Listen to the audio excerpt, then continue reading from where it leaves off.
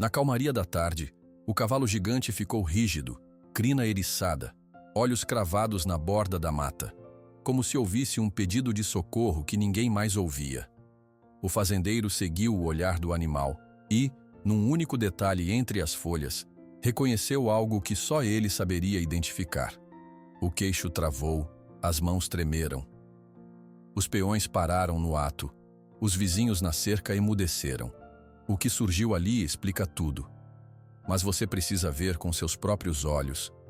Os cavalos sabem quando vai chover antes de qualquer meteorologista da televisão. Eles sentem no ar, no vento, nas patas. É um dom que Deus deu a eles, disse Joaquim Pereira, passando a mão calejada pelo pescoço de um dos cavalos que pastava tranquilamente. João, o jovem peão que trabalhava na fazenda há apenas 3 meses, sorriu com certa desconfiança. O Senhor fala com esses bichos como se eles entendessem tudo, seu Joaquim. E quem disse que não entendem? Joaquim respondeu, seus olhos castanhos brilhando sob o chapéu de palha gasto. Eles entendem mais do que muita gente de gravata que já conheci.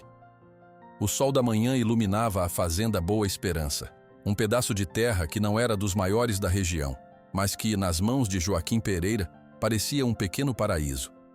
Localizada nos arredores de Ibitinga, interior de Minas Gerais, a propriedade era conhecida pelo pasto sempre verde que se estendia até encontrar a Mata do Cedro, uma floresta antiga que abrigava segredos e histórias que apenas os mais velhos da região conheciam.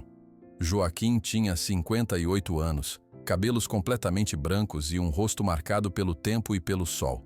Todas as manhãs, sem falta, ele acordava quando o relógio ainda marcava 5 horas, mesmo sem despertador. Era um hábito que carregava desde os tempos de peão de rodeio, profissão que abandonou após um acidente grave, mais de 20 anos atrás. Vamos voltar para casa. Dona Zulmira deve estar chegando com aquele bolo de fubá que só ela sabe fazer, disse Joaquim, ajeitando o chapéu na cabeça. E hoje é dia de seu Antônio vir verificar os animais. Caminhando pelo pasto, Joaquim observava sua pequena fazenda com orgulho. A casa principal não era luxuosa, uma construção simples de tijolos com varanda de madeira que circundava toda a frente. Ali, uma rede balançava suavemente com a brisa da manhã, ao lado de 2 cadeiras de balanço onde Joaquim costumava tomar seu café enquanto conversava com os passarinhos que vinham comer as migalhas de pão que ele sempre deixava no parapeito.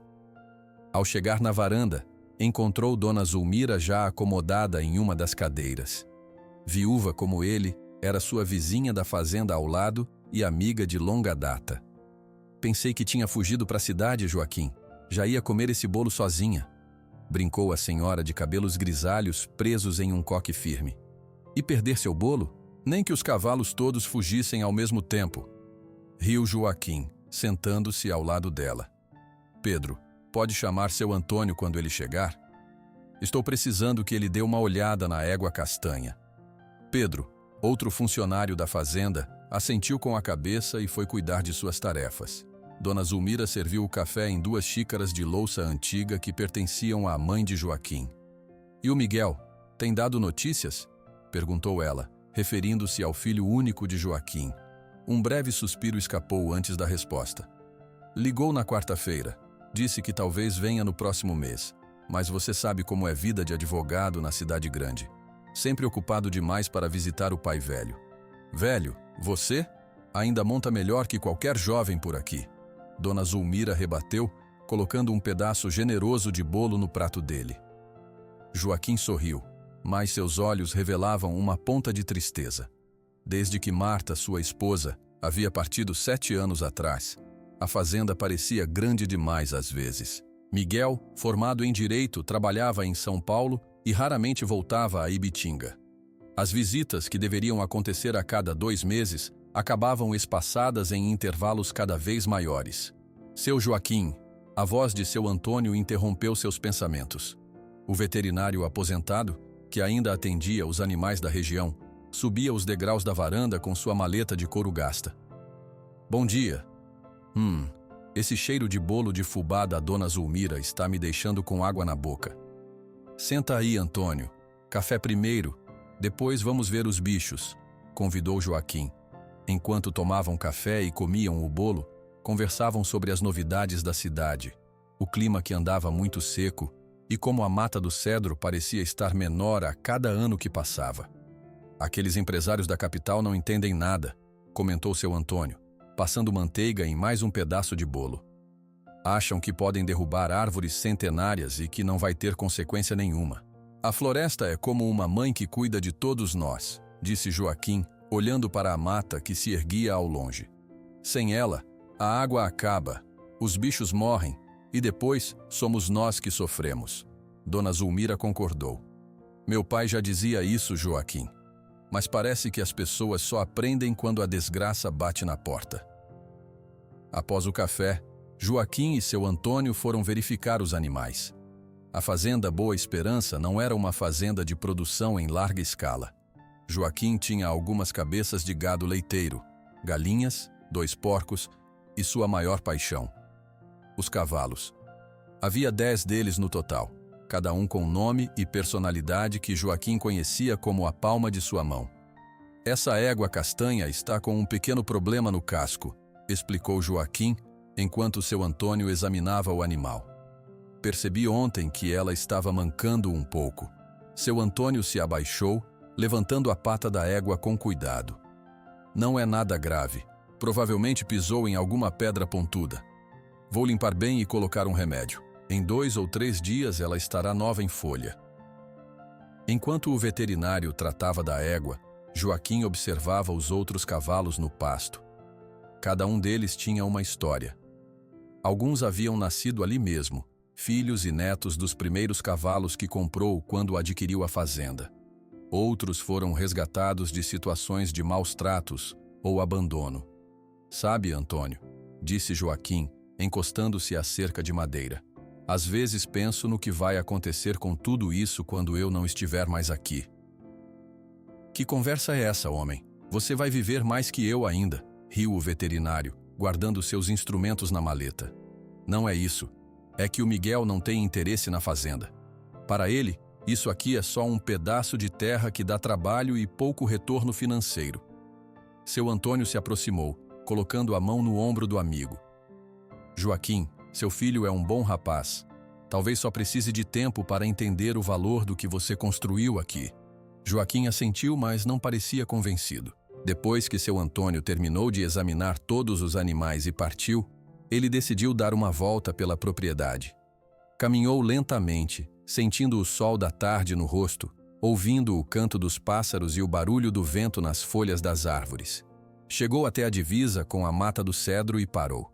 Aquela floresta estava ali muito antes dele nascer, e se dependesse dele, continuaria intacta para as gerações futuras.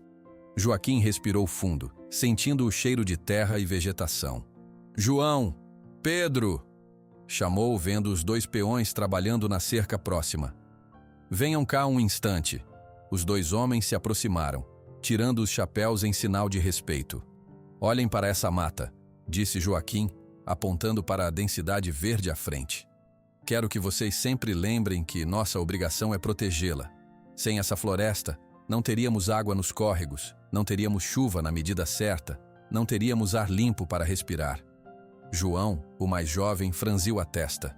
Mas seu Joaquim, dizem que vão construir uma estrada cortando um pedaço da mata, que vai trazer progresso. Progresso? Joaquim balançou a cabeça. Que tipo de progresso destrói o que a natureza levou centenas de anos para criar? Não, meu filho. Verdadeiro progresso é viver em harmonia com a terra, não dominá-la. Os 3 ficaram em silêncio por um momento, contemplando a floresta. De repente, um relincho forte chamou a atenção de todos. Virando-se, Joaquim viu uma figura branca se aproximando a galope pelo pasto. Olha só quem vem aí, sorriu Joaquim, seus olhos brilhando de admiração. Um cavalo branco majestoso, com quase 2 metros de altura e uma crina tão longa que parecia flutuar no ar enquanto ele corria, aproximava-se com elegância impressionante. Seus músculos definidos moviam-se sob o pelo brilhante como se fossem ondas em um mar de leite. Esse é Trovão, o rei da fazenda, apresentou Joaquim com evidente orgulho na voz. O cavalo parou a poucos metros deles, sacudindo a cabeça como se cumprimentasse. Então, para espanto dos peões, aproximou-se diretamente de Joaquim e encostou o focinho em seu ombro, num gesto quase humano de carinho. «Boa tarde para você também, meu amigo», disse Joaquim, acariciando o pescoço forte do animal. «Veio me buscar para o passeio da tarde, não foi?» Trovão relinchou suavemente, como se respondesse à pergunta. «Nunca vi um cavalo assim», comentou Pedro, mantendo uma distância respeitosa. «Parece que ele entende cada palavra que o senhor diz». «E entende mesmo», confirmou Joaquim, com a certeza de quem conhecia aquele animal melhor que ninguém. «Trovão não é um cavalo comum. Ele tem alma de gente boa». João e Pedro se entreolharam, um pouco céticos, mas não ousaram contradizer o patrão. Afinal, todos na região sabiam que seu Joaquim Pereira tinha um jeito especial com os animais, principalmente com aquele impressionante cavalo branco que parecia surgir sempre que seu nome era mencionado. «Vamos então», disse Joaquim para Trovão, como se conversasse com um velho amigo. «Ainda temos tempo para um passeio antes do pôr do sol». Sem sela, sem rédeas, apenas com a confiança de anos de amizade, Joaquim montou em Trovão com uma agilidade surpreendente para um homem de sua idade. O cavalo esperou pacientemente que ele se acomodasse e então, como se lesse seus pensamentos, começou a caminhar tranquilamente em direção ao pôr do sol, margeando a mata do cedro que tanto significava para ambos. O sol começava a se pôr enquanto Joaquim e Trovão seguiam pela borda da mata do cedro. O cavalgar tranquilo do animal era tão suave que parecia flutuar sobre o capim alto. Homem e cavalo moviam-se em sintonia perfeita, como velhos amigos que não precisam de palavras para se entender. «Lembra da primeira vez que viemos aqui, Trovão?» perguntou Joaquim, acariciando a crina longa do cavalo. «Você mal conseguia andar direito. Olha só para você agora». Trovão sacudiu a cabeça, como se realmente entendesse cada palavra.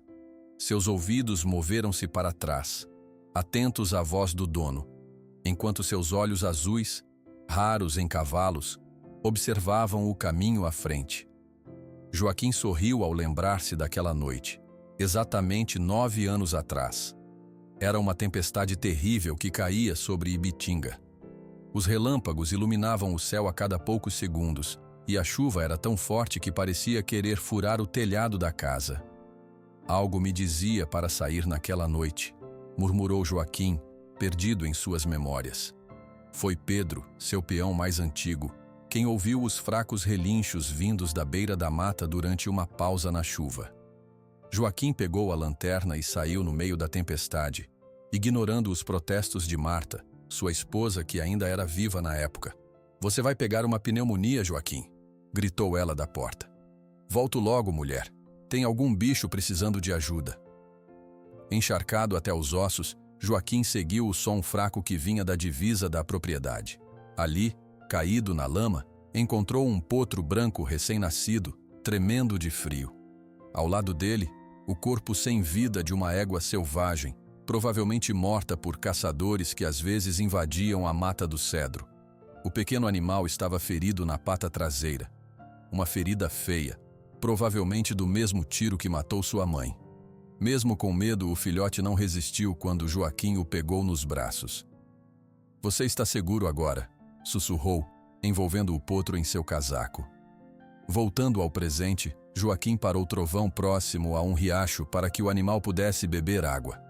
Desceu cuidadosamente, sentindo as dores nas costas que o acompanhavam desde o acidente no rodeio, muitos anos atrás.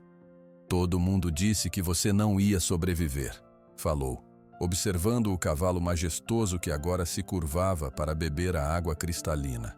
«Até mesmo seu Antônio achava que era perda de tempo tentar te salvar». Nas primeiras semanas após o resgate, Joaquim dormiu no estábulo, ao lado do pequeno potro que lutava pela vida. A cada 2 horas, oferecia leite morno em uma mamadeira improvisada. Limpava e tratava a ferida da pata com remédios e ervas que conhecia, fazendo curativos e trocando as bandagens várias vezes ao dia. Marta aparecia com comida e café, muitas vezes encontrando o marido adormecido ao lado do animal. «Você está mais dedicado a esse potro do que foi com o Miguel quando ele nasceu», brincava ela. «Nosso filho tinha você, mulher». Esse bichinho não tem ninguém além de nós. Durante dias, o filhote permaneceu mais deitado que em pé. Seus olhos azuis, incomuns para um cavalo, pareciam tristes e assustados. Joaquim conversava com ele constantemente, contando histórias de seus tempos de rodeio, cantando modas de viola e explicando como era a vida na fazenda. Você vai ser o rei desse pasto um dia, prometia. Na primeira semana, durante uma forte tempestade com trovões ensurdecedores, o potro se levantou pela primeira vez sem ajuda, como se respondesse aos sons do céu. Foi naquele momento que Joaquim decidiu seu nome. Você vai se chamar Trovão, anunciou, porque nasceu na tempestade e vai ser forte como ela.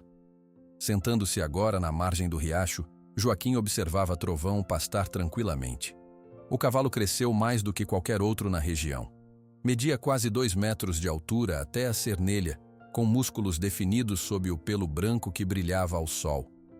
Sua crina e cauda eram tão longas que às vezes tocavam o chão quando ele caminhava. Lembra daquela feira em Barretos, Trovão? Quando aquele fazendeiro rico de São Paulo ofereceu dinheiro para te comprar. Foi há 3 anos quando Joaquim levou Trovão para a exposição de cavalos na cidade vizinha. O animal chamou a atenção de todos. Um fazendeiro de chapéu de couro caro e botas reluzentes se aproximou, observando o cavalo branco com olhos cobiçosos. "Quanto o senhor quer por esse animal?" perguntou, tirando o talão de cheques do bolso. "Ele não está à venda", respondeu Joaquim simplesmente. "Todos os cavalos têm preço, meu amigo. Diga um valor." Joaquim olhou diretamente nos olhos do homem. "O senhor venderia um membro da sua família?" "É só um cavalo", insistiu o homem rico. "Para o senhor, talvez. Para mim é meu amigo. E não se vende amigos." O homem ofereceu uma quantia que poderia comprar metade das terras de Joaquim, mas ele permaneceu irredutível. Trovão não tinha preço. Uma borboleta azul passou voando próxima a eles, interrompendo as memórias de Joaquim. No mesmo instante, Trovão bufou e deu alguns passos para trás, sacudindo a cabeça nervosamente. Joaquim riu alto. 9 anos, e você ainda tem medo dessas criaturas pequenas? Um cavalão desse tamanho com medo de borboleta? Era uma das peculiaridades mais engraçadas de Trovão. O imenso cavalo branco, que não se assustava com tratores, trovões ou outros animais, entrava em pânico quando uma simples borboleta se aproximava. Ninguém sabia o porquê desse medo, mas todos na fazenda achavam muita graça. "Calma, grandão. Ela já foi embora." Joaquim acalmou o animal, que ainda olhava desconfiado para os lados. O céu agora estava pintado com tons de laranja e vermelho. Era hora de voltar para a fazenda antes que escurecesse completamente. Joaquim montou novamente em Trovão e virou na direção da casa. No caminho de volta, passaram pelo lugar onde ficava o velho galpão abandonado, agora reformado e usado para guardar feno. Foi ali que Joaquim, anos atrás, cuidou secretamente de outro animal, Pintada, a onça ferida que encontrou presa em uma armadilha. Só você e eu sabíamos sobre ela no início, não é, Trovão? O cavalo diminuiu o passo, como se também estivesse relembrando aqueles dias. Ao contrário de outros cavalos que teriam pavor de uma onça, Trovão parecia entender que Pintada não representava perigo. Essa sua capacidade de sentir quem é amigo e quem é inimigo, isso é raro, sabia? Aproximando-se da casa, viram Dona Zulmira ainda na varanda, conversando com seu Antônio. Parecia que o veterinário tinha decidido ficar para o jantar. "Olha lá, seu passeio da tarde durou mais que o normal, Joaquim", gritou Dona Zulmira, acenando. "O tempo passa diferente quando estou com esse cavalo", respondeu Joaquim, desmontando com cuidado. Seu Antônio se aproximou, admirando o Trovão. "Cada vez que vejo esse animal, fico mais impressionado. E pensar que eu duvidei que ele sobreviveria àquela noite." "Ele é especial", disse Joaquim simplesmente. Naquele momento, o telefone dentro da casa tocou. Pedro, que estava na cozinha, veio até a varanda. "Seu Joaquim, é o Miguel na linha. Disse que tem novidades." O rosto de Joaquim se iluminou com a menção do nome do filho. Raramente Miguel ligava no meio da semana. Devia ser algo importante. "Vou atender. Podem ir colocando a mesa para o jantar. Pedro, dê uma olhada nos outros animais antes de escurecer completamente, por favor." Enquanto caminhava para dentro da casa, Joaquim olhou uma última vez para Trovão, que permanecia parado no mesmo lugar, como se esperasse por instruções. Pode ir descansar, amigo. Amanhã temos trabalho a fazer. Como se entendesse perfeitamente, o cavalo branco sacudiu a crina e trotou em direção ao pasto onde os outros cavalos já se recolhiam para a noite. Joaquim entrou na casa, ansioso para falar com Miguel, sem imaginar que a ligação do filho traria notícias que mudariam os rumos tranquilos da fazenda Boa Esperança. Pegou o telefone, sentindo aquele aperto no peito que sempre sentia quando falava com o filho que escolheu a vida longe dali. Miguel? Que bom ouvir sua voz, meu filho. Pai, estou indo visitar o senhor neste final de semana, disse Miguel do outro lado da linha. Preciso conversar sobre alguns assuntos importantes. Joaquim sentiu uma mistura de alegria e preocupação. Miguel raramente vinha à fazenda sem um motivo específico. Aconteceu alguma coisa, filho? Nada grave, pai. Só assuntos que precisamos discutir pessoalmente. Chego sábado pela manhã.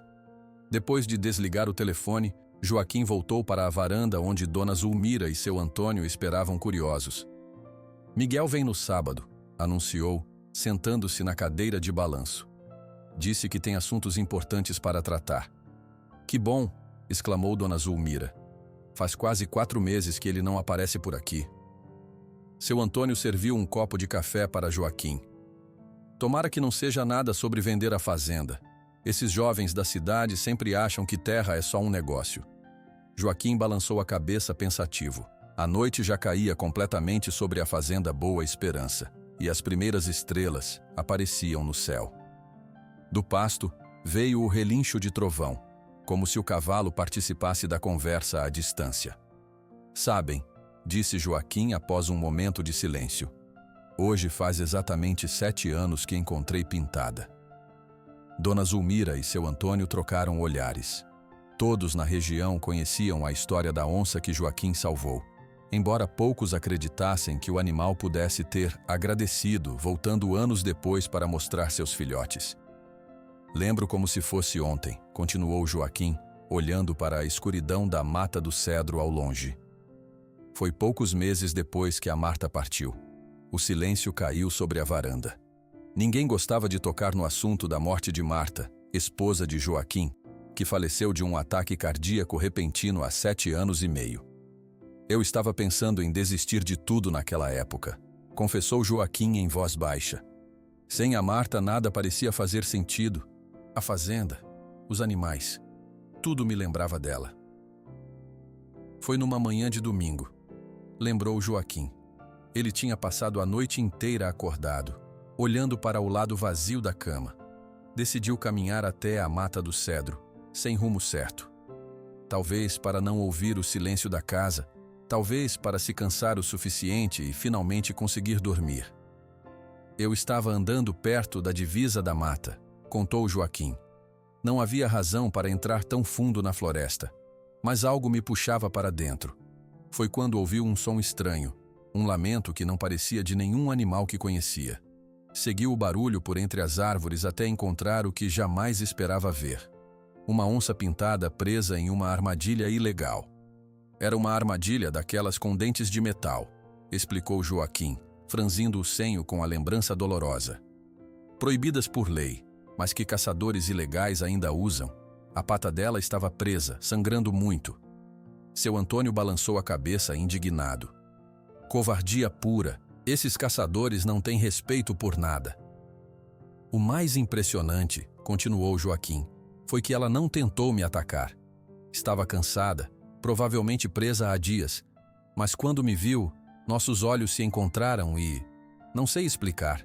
Senti que ela sabia que eu não era uma ameaça. Naquele momento, Joaquim tomou uma decisão que muitos chamariam de loucura. Em vez de buscar ajuda ou chamar autoridades ambientais, decidiu soltar a onça ele mesmo. Com muito cuidado, aproximou-se do animal ferido. Falei com ela o tempo todo, bem baixinho, como faço com os cavalos assustados, lembrou, sorrindo levemente. Dizia que ia ajudar, que não precisava ter medo. Usando um pedaço de pau como alavanca, conseguiu abrir a armadilha o suficiente para que a onça pudesse retirar a pata. O animal estava tão fraco que, mesmo livre, não conseguiu se levantar para fugir. Foi aí que fiz a segunda loucura do dia, disse Joaquim. Tirei minha camisa, fiz uma espécie de maca e carregei uma onça pintada adulta para fora da mata. Dona Zulmira, que já tinha ouvido a história antes, ainda se impressionava. Qualquer outro teria deixado a natureza seguir seu curso, Joaquim.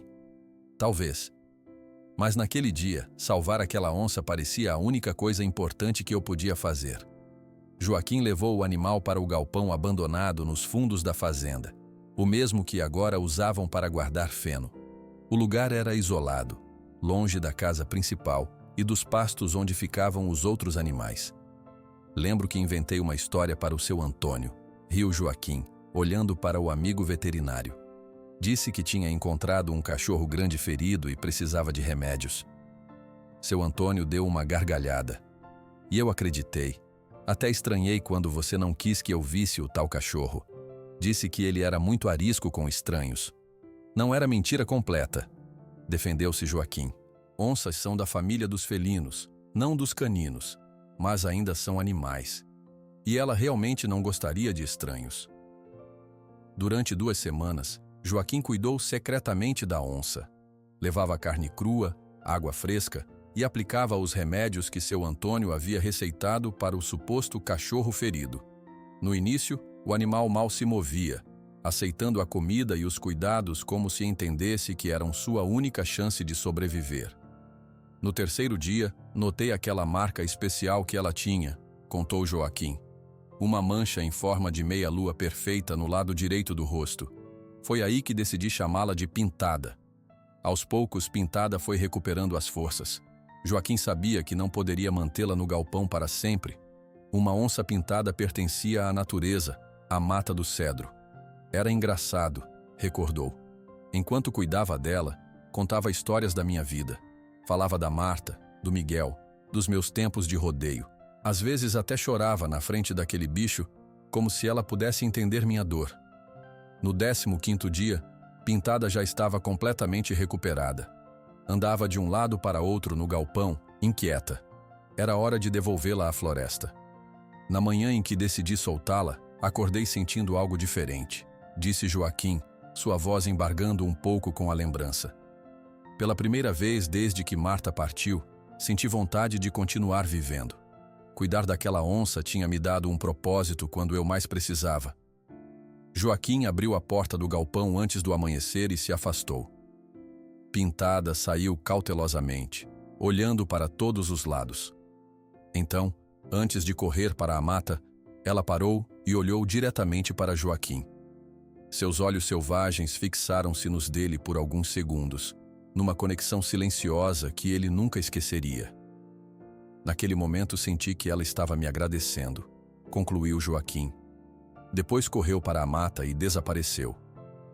Seu Antônio pigarreou, visivelmente emocionado com a história, mesmo já tendo ouvido antes. Quando você finalmente me contou a verdade, alguns meses depois, achei que estava inventando, admitiu o veterinário. Mas você nunca foi homem de mentir, Joaquim. E pensar que você manteve esse segredo sozinho por tanto tempo, comentou Dona Zulmira. Não totalmente sozinho, corrigiu Joaquim. Trovão sabia. Ele sempre aparecia perto do galpão durante aquelas 2 semanas, como se estivesse montando guarda. Os 3 ficaram em silêncio por alguns momentos, cada um perdido em seus próprios pensamentos. A noite estava completamente escura agora, e os sons da mata chegavam até a varanda, grilos, sapos e o ocasional pio de uma coruja. Nunca contei essa história para o Miguel, disse Joaquim finalmente. Ele nunca acreditaria. Sempre foi muito prático, muito racional. Diria que inventei tudo isso para lidar com a perda da mãe dele. Talvez um dia ele entenda, disse Dona Zulmira gentilmente. Algumas coisas a gente só aprende vivendo, não estudando em livros. Joaquim assentiu, levantando-se da cadeira. A dor nas costas estava mais forte naquela noite, como sempre acontecia quando mudanças estavam para ocorrer. Outra de suas crenças que Miguel consideraria superstição. Já está tarde. Vocês querem ficar para dormir? Temos quartos de sobra. Seu Antônio agradeceu, mas disse que precisava voltar para a cidade. Dona Zulmira também recusou o convite, pois tinha galinhas para alimentar cedo na manhã seguinte. Depois que os amigos partiram, Joaquim ficou mais alguns minutos na varanda, olhando para a mata escura. Em algum lugar lá dentro, Pintada talvez ainda vivesse com sua família. Será que ela se lembrava dele como ele se lembrava dela? Antes de entrar, Joaquim assobiou baixinho na direção do pasto. Um relincho suave respondeu na escuridão. Trovão estava acordado, como se também relembrasse aqueles dias especiais de 7 anos atrás. "Boa noite, amigo", murmurou Joaquim para o vento.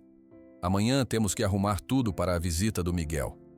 Entrando na casa simples que compartilhava com tantas memórias, Joaquim não imaginava que o retorno de Miguel traria acontecimentos que conectariam novamente todas as linhas soltas de sua vida. O filho distante, o cavalo fiel e a onça que uma vez salvou. O sábado amanheceu com um céu azul sem nuvens sobre a fazenda Boa Esperança. Desde as 5 da manhã, Joaquim estava de pé, verificando se tudo estava em ordem para a chegada do filho. Varreu a varanda, tirou o pó dos móveis antigos e pediu para Pedro matar uma galinha caipira para o almoço especial. "Vamos fazer aquela galinha com quiabo que o Miguel gostava quando era menino", explicou Joaquim para Dona Zulmira, que chegou cedo para ajudar com os preparativos. "Ele ainda gosta de comida caipira?", perguntou ela, amarrando um avental na cintura. "Esses moços da cidade grande costumam mudar o gosto." "Não sei mais do que meu filho gosta ou não", admitiu Joaquim com um suspiro. "Cada vez que vem parece mais distante." Às 10h30 da manhã, o som de um carro se aproximando chamou a atenção de todos. Um veículo preto reluzente, com vidros escuros, entrou pelo caminho de terra da fazenda, levantando poeira por onde passava. "Esse carro deve ter custado mais que toda a minha fazenda", murmurou Joaquim, caminhando para receber o filho. O veículo parou em frente à casa e dele desceu Miguel Pereira. Alto, magro, usando óculos de armação fina e roupas que pareciam recém-saídas de uma loja cara, ele era fisicamente parecido com o pai. Mas sua postura e jeito de se movimentar eram completamente diferentes. Enquanto Joaquim tinha passos firmes de quem sempre pisou na terra, Miguel andava rápido e preciso, como alguém sempre atrasado para uma reunião importante. "Pai", disse ele, abraçando Joaquim brevemente. "Como está?" "Vivo e respirando, que é o que importa", respondeu Joaquim, dando tapinhas nas costas do filho. "Você parece magro demais. Não tem comida naquela cidade?" Miguel sorriu educadamente, tirando uma pequena mala do carro. "Tenho comido saladas, pai. O médico disse que preciso cuidar do colesterol." "Colesterol? Com 33 anos? No meu tempo a gente só se preocupava com isso depois dos 60. Entrando na casa, Miguel cumprimentou Dona Zulmira com carinho. Apesar de todas as mudanças, ele ainda tinha grande afeto pela vizinha que ajudou a cuidar dele após a morte de sua mãe. "Dona Zulmira, a senhora não muda nunca", disse ele, beijando-lhe a face. "E você muda demais, menino", respondeu ela com franqueza típica, cada vez mais parecido com esses homens de negócio da televisão. Miguel sorriu sem graça e olhou ao redor, notando a simplicidade da casa onde cresceu. As mesmas paredes de tijolos à vista, o mesmo sofá antigo de couro rachado, as fotografias amareladas em porta-retratos de madeira, sua mãe, ele quando criança, seu pai nos tempos de peão de rodeio. "Preciso instalar ar-condicionado aqui, pai", comentou, abrindo mais botões da camisa social. "Esse calor é insuportável." "O calor é o mesmo de sempre. Somos nós que mudamos", filosofou Joaquim. "Vá guardar suas coisas no seu quarto. Mantive tudo como você deixou." Miguel caminhou pelo corredor até seu antigo quarto. Realmente, tudo estava como ele tinha deixado 15 anos atrás, quando saiu para estudar direito em São Paulo. Os troféus de campeonatos escolares, pôsteres de bandas já esquecidas, a cama pequena demais para um adulto. Voltando para a sala, Miguel já estava com o celular na mão, verificando mensagens. "Desculpe, pai. Tenho um caso importante em andamento." "Mais importante que passar tempo com seu velho pai?" perguntou Joaquim sem esconder a decepção. Miguel guardou o aparelho no bolso, constrangido. "Tem razão. Vamos conversar." Sentados na varanda com uma jarra de suco de limão feito por Dona Zulmira, pai e filho tentavam diminuir a distância que anos de separação haviam criado entre eles. "Como vai o trabalho no escritório?" perguntou Joaquim, servindo suco para ambos. "Estou prestes a me tornar sócio", respondeu Miguel com orgulho. "Por isso tenho trabalhado tanto. Se conseguir fechar esse caso que estou cuidando agora, a sociedade é praticamente certa." "Que bom, filho. Sua mãe ficaria orgulhosa." A menção de Marta trouxe um momento de silêncio entre eles. Miguel olhou para o retrato dela na parede, sentindo aquela pontada de culpa que sempre vinha quando lembrava que não estava presente quando ela faleceu. "Pai, precisamos conversar sobre a fazenda", disse finalmente, mudando de assunto. Joaquim endureceu o olhar. Já sabia o que viria. "Não vou vender minhas terras, Miguel. Pode tirar isso da cabeça. Só me escute, por favor", insistiu Miguel, ajustando os óculos no nariz, gesto que fazia quando estava nervoso. "Recebi uma proposta na semana passada. Carlos Mendonça, um empresário de Belo Horizonte, está comprando terras na região para um grande projeto agrícola. Ele ofereceu um valor muito acima do mercado pela fazenda Boa Esperança. E por que esse tal de Mendonça está falando com você e não comigo? Eu sou o dono das terras." Miguel respirou fundo. "Porque ele é cliente do nosso escritório. Quando soube que meu pai tinha terras em Ibitinga, pediu que eu intermediasse a negociação." Joaquim levantou-se da cadeira, indignado. "Então é por isso que você veio? Para convencer seu pai a vender o trabalho de uma vida?" "Não é só isso, pai. Estou preocupado com o senhor também. Está ficando mais velho, tem problemas de saúde. Aqui está longe de hospitais bons. Não tem conforto." "Conforto?" Joaquim apontou para a mata ao longe, para os pastos verdes, para o céu azul. "Isso é meu conforto, Miguel. O barulho dos pássaros de manhã, o cheiro de terra molhada depois da chuva, poder ver as estrelas à noite sem a luz da cidade atrapalhando." Dona Zulmira, percebendo a tensão, chamou-os para o almoço. A mesa estava posta com a tradicional toalha bordada guardada para ocasiões especiais. A galinha com quiabo fumegava numa travessa de cerâmica, acompanhada de arroz branco, feijão tropeiro e couve refogada. Durante o almoço, Miguel tentou outra abordagem. "O que o senhor acha de morar comigo em São Paulo? Tenho um apartamento grande, com um quarto de hóspedes confortável. Teria acesso aos melhores médicos." "E o que eu faria numa cidade grande, filho?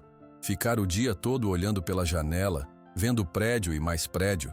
Joaquim serviu-se de mais feijão. "E quem cuidaria dos meus animais? Poderia vender a maioria. Talvez manter 1 ou 2 cavalos em algum aras perto da cidade, que o senhor poderia visitar quando quisesse."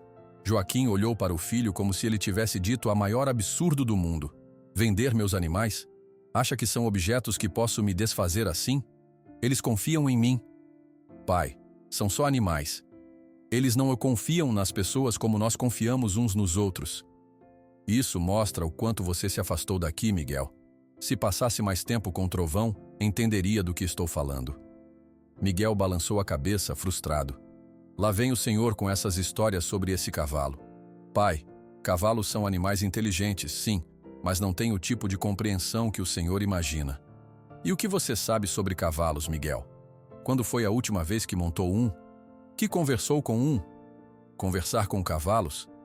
Miguel colocou o garfo ao lado do prato, perdendo a paciência. "Pai, animais não conversam. Nem todos precisam de palavras para se comunicar", respondeu Joaquim calmamente. Um silêncio desconfortável caiu sobre a mesa. Dona Zulmira tentou amenizar a situação, servindo à sobremesa um doce de mamão com canela que sabia que Miguel adorava quando criança. "Seu pai tem um jeito especial com os animais, Miguel", disse ela. "Todo mundo na região sabe disso." "Inclusive aquela onça que ele diz ter salvado?" perguntou Miguel com uma pontada de sarcasmo. "Que supostamente voltou anos depois para agradecer?" "Não foi supostamente", defendeu-se Joaquim. "Pintada voltou sim, mostrou seus filhotes para mim, como se quisesse me apresentar sua família." Miguel olhou para Dona Zulmira buscando algum sinal de que ela também achava aquilo absurdo, mas a senhora apenas sorriu. "Eu não vi pessoalmente", admitiu ela, mas conheço seu pai há mais de 30 anos. Se ele diz que aconteceu, eu acredito. Onças são animais selvagens, pai, insistiu Miguel. Elas não agradecem por serem salvas. É instinto, não raciocínio. Há mais mistérios entre o céu e a terra do que imagina sua sabedoria de cidade grande, meu filho. Respondeu Joaquim com um leve sorriso. Miguel estava prestes a responder quando um relincho alto e agudo veio do pasto. Joaquim imediatamente ficou alerta, como um soldado que ouve um sinal de perigo. É o trovão, disse, levantando-se rapidamente. Tem algo errado. Como o senhor pode saber? Foi só um cavalo relinchando. Miguel não terminou a frase, pois Joaquim já estava saindo da casa. Melhor ir atrás dele, aconselhou Dona Zulmira. Quando o trovão faz esse barulho, seu pai sempre tem razão em se preocupar. Relutante, Miguel seguiu o pai até o pasto. Joaquim já estava ao lado de Trovão, que parecia extremamente agitado. O imenso cavalo branco tinha as orelhas em pé e o olhar fixo na direção da mata do cedro. "O que foi, rapaz?" perguntou Joaquim ao cavalo, colocando a mão em seu pescoço. "O que você está vendo?" Miguel parou a alguns metros, observando a cena com um misto de irritação e curiosidade. Seu pai realmente falava com aquele cavalo como se esperasse uma resposta. Ainda mais surpreendente era como o animal parecia prestar atenção, como se entendesse cada palavra. "Pai, o que está acontecendo?" perguntou finalmente.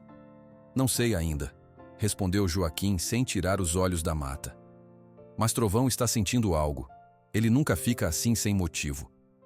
Naquele momento, Miguel notou um movimento entre as árvores na borda da floresta. Algo se movia lá, algo grande. "Pai", chamou, sua voz agora tensa. "Tem alguma coisa saindo da mata." Joaquim segurou a respiração. Seus olhos, ainda bons apesar da idade, fixaram-se no ponto entre as árvores onde as folhagens se moviam. Miguel deu um passo para trás, instintivamente. "Pai, é melhor entrarmos", sussurrou ele puxando o braço de Joaquim. "Pode ser algum animal perigoso." Mas Joaquim permaneceu imóvel, como se seus pés tivessem criado raízes no chão. Trovão também não se moveu, apenas manteve as orelhas erguidas e o olhar atento.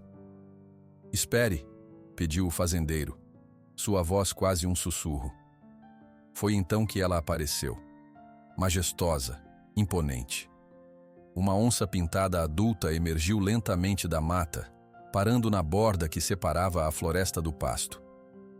O sol da tarde iluminava seu pelo dourado coberto de manchas negras.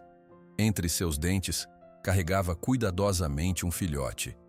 "Meu Deus", murmurou Miguel, agora completamente paralisado. "É uma onça mesmo." "Não é qualquer onça", respondeu Joaquim, sua voz embargada pela emoção. "É pintada." "Como o senhor pode saber?" perguntou Miguel sem tirar os olhos do predador. "Veja a marca no lado direito do rosto dela", apontou Joaquim. "Aquela mancha em forma de meia-lua. É ela, Miguel. A mesma que salvei há 7 anos." A onça depositou o filhote no chão com delicadeza. O pequeno animal, do tamanho de um gato doméstico e com manchas ainda indefinidas, deu alguns passos hesitantes na direção do pasto, antes de ser gentilmente puxado de volta pela mãe. "Pai, temos que chamar alguém", insistiu Miguel, finalmente saindo do estado de choque. "O Ibama, a polícia florestal, alguém." Joaquim levantou a mão pedindo silêncio. "Ela não vai nos fazer mal, filho. Está me mostrando sua cria." "O senhor não pode ter certeza disso. Onças são predadores, são perigosas." Nesse momento, algo ainda mais surpreendente aconteceu. Da mesma área da floresta, surgiram mais 2 filhotes, seguidos por um segundo animal adulto. Um macho grande, visivelmente mais forte que a fêmea, com cicatrizes visíveis no focinho e nas orelhas. "O pai das crianças", comentou Joaquim com um sorriso, como se estivesse diante de velhos amigos. Miguel olhou para Trovão, esperando que o cavalo estivesse em pânico com a presença dos predadores. Para sua surpresa, o animal havia relaxado sua postura e agora pastava tranquilamente, como se as onças fossem apenas mais alguns visitantes da fazenda. "Isso não é normal", murmurou Miguel, passando a mão pelos cabelos em sinal de nervosismo. Cavalos têm medo de onças. É instinto. Trovão não é um cavalo comum, respondeu Joaquim simplesmente. E essa não é uma situação comum. Do outro lado do pasto, Pedro e João, que trabalhavam na cerca, notaram a cena incomum. Começaram a se aproximar cautelosamente. Pedro com uma foice na mão. Seu Joaquim, chamou Pedro em voz baixa. Tem onças ali. Vamos buscar as espingardas. Ninguém vai buscar arma nenhuma, ordenou Joaquim com firmeza. Essas onças não estão aqui para atacar. Dona Zulmira apareceu na varanda, atraída pelo alvoroço. Ao ver os animais selvagens, levou as mãos à boca. Virgem Santa, são mesmo onças? Aos poucos a notícia se espalhou. Funcionários da fazenda e até vizinhos das propriedades próximas começaram a se reunir a uma distância segura, observando o espetáculo raro com uma mistura de medo e fascínio. A família de onças permanecia na divisa, nem avançando nem recuando. Os filhotes brincavam entre si, rolando na grama e perseguindo pequenos insetos, enquanto os adultos observavam vigilantes. Pintada mantinha seu olhar fixo em Joaquim, como se quisesse garantir que ele estava vendo o que ela veio mostrar. Elas vieram de propósito, disse Joaquim para Miguel, que agora estava ao seu lado. Ela lembra, filho, lembra que a salvei. Miguel balançou a cabeça, ainda tentando processar o que via. Toda sua educação formal, todo o seu raciocínio lógico de advogado dizia que aquilo não fazia sentido. Animais selvagens não agradecem, não voltam anos depois para apresentar suas famílias. E ainda assim, ali estava uma família inteira de onças pintadas, comportando-se de maneira completamente contrária ao que seria esperado. Por que elas não estão fugindo? Perguntou mais para si mesmo que para o pai. Todas essas pessoas, vozes, cheiros humanos, deveriam estar assustadas. Porque Pintada confia em mim, respondeu Joaquim, e ensinou seus filhotes e seu companheiro a não temer. Seu Antônio, o veterinário, chegou apressado em sua caminhonete velha. Ao descer do veículo e ver a cena, ficou boquiaberto. Em 40 anos como veterinário, nunca vi nada parecido, comentou aproximando-se de Joaquim. Isso é extraordinário, meu amigo. Você acha que ela se lembra mesmo? Perguntou Miguel a seu Antônio, buscando uma opinião mais técnica. Onças são animais extremamente inteligentes, respondeu o veterinário, sem tirar os olhos dos felinos. Têm excelente memória espacial e reconhecem rostos. Mas esse comportamento, isso vai além do que a ciência consegue explicar facilmente. A multidão continuava a crescer. Algumas pessoas tiravam fotos com seus celulares. Outras comentavam em voz baixa, muitas expressando medo de que os animais pudessem atacar a qualquer momento. É perigoso demais deixar essas feras tão perto das casas, disse um homem que Joaquim reconheceu como dono de uma fazenda vizinha. Precisamos chamar as autoridades para capturá-las. Ninguém vai capturar nada, retrucou Joaquim, sua voz firme. Elas não estão fazendo mal a ninguém. Ainda não fizeram, contestou o homem. Mas são animais selvagens, seu Joaquim. Amanhã podem atacar nosso gado, ou pior, nossas crianças. Outros murmúrios de concordância surgiram na multidão. Miguel observava o pai, vendo como ele se mantinha firme diante da pressão. Havia algo diferente em Joaquim naquele momento. Uma força, uma certeza inabalável. Pintada e sua família vivem na Mata do Cedro há anos, explicou Joaquim para todos. Algum de vocês já perdeu uma cabeça de gado para onças nesse tempo? Alguma criança foi atacada? O silêncio foi a resposta. Elas caçam dentro da mata onde encontram pacas, capivaras, veados. Só atacariam nossos animais se estivessem desesperadas por comida, o que claramente não estão. Joaquim apontou para os filhotes saudáveis e para os adultos bem alimentados. A floresta cuida delas, e elas cuidam da floresta. Miguel olhava para o pai com uma nova perspectiva. Havia sabedoria em suas palavras, um conhecimento profundo que vinha da observação diária da natureza, algo que nenhum livro de direito poderia ensinar. Nesse momento, o macho adulto soltou um rugido baixo. Não era ameaçador, parecia mais um chamado. Os filhotes imediatamente pararam de brincar e correram para perto dos pais. A família começou a recuar lentamente em direção à mata. Eles estão indo embora, disse Miguel, surpreso com a sensação de perda que sentiu. Já mostraram o que vieram mostrar, explicou Joaquim.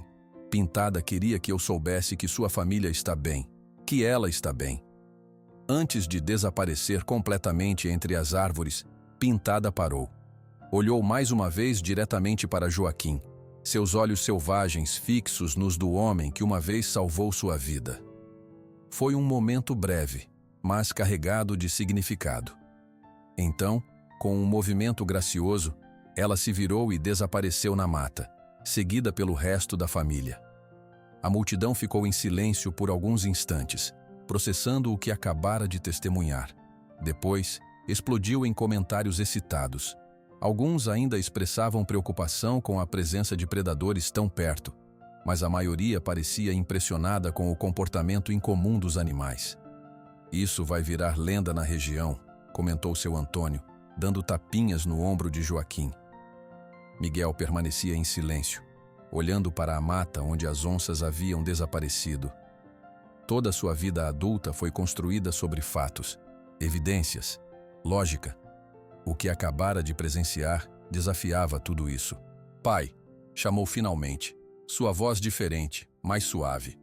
O senhor realmente a salvou, não foi? Não era só uma história. Joaquim olhou para o filho, seus olhos brilhando de emoção. Sim, Miguel. Exatamente como te contei. E hoje ela veio me mostrar que valeu a pena. Trovão se aproximou de Joaquim, encostando o focinho em seu ombro, como fazia sempre que queria atenção. O fazendeiro acariciou o pescoço do animal. Você também viu, não é, amigão? Viu que não estava inventando histórias. Miguel observava a interação entre seu pai e o cavalo com novos olhos. Havia algo ali que não conseguia explicar racionalmente. Uma comunicação silenciosa, uma compreensão mútua que ia além de palavras. A multidão começou a se dispersar, cada pessoa levando consigo uma versão da história para contar nas mesas de bar, nas igrejas, nas escolas. O encontro extraordinário entre Joaquim e a família de onças logo se espalharia por toda Ibitinga. Pai e filho caminhavam de volta para casa, acompanhados por Trovão, que seguia tranquilamente ao lado deles, sem precisar de rédeas ou comandos. Por que o senhor chorou? Perguntou Miguel de repente, notando os olhos úmidos do pai. Joaquim sorriu, enxugando o rosto com as costas da mão calejada. Porque hoje recebi um presente raro, filho. A certeza de que mesmo nas horas mais escuras da minha vida, quando salvei Pintada após perder sua mãe, eu fiz a coisa certa. Miguel assentiu, começando a entender algo que seu diploma de direito e seus anos na cidade grande não haviam ensinado, que há conexões no mundo que não podem ser explicadas apenas pela razão. Acho que precisamos conversar mais sobre essa fazenda e seu futuro, pai, disse Miguel, enquanto subiam os degraus da varanda. Mas dessa vez, prometo que vou escutar de verdade. O domingo amanheceu nublado na fazenda Boa Esperança. Sentados na varanda com café fresco, Joaquim e Miguel conversavam com uma nova compreensão entre eles. O encontro com Pintada e sua família no dia anterior havia mudado algo no jovem advogado. Sobre a proposta do Sr. Carlos Mendonça, começou Miguel. Acho que podemos recusar educadamente. Esta fazenda tem mais valor do que eu imaginava. Joaquim sorriu satisfeito. Fico feliz que esteja vendo as coisas de maneira diferente, filho. Mas ainda estou preocupado com sua saúde, pai. O senhor não deveria estar aqui sozinho. Quem disse que estou sozinho? Riu Joaquim, apontando para Trovão, que pastava tranquilamente. Tenho meus animais, tenho Pedro e João, tenho Dona Zulmira e seu Antônio. A conversa foi interrompida pela chegada de José Silveira, dono da fazenda vizinha. Seu rosto normalmente calmo mostrava preocupação.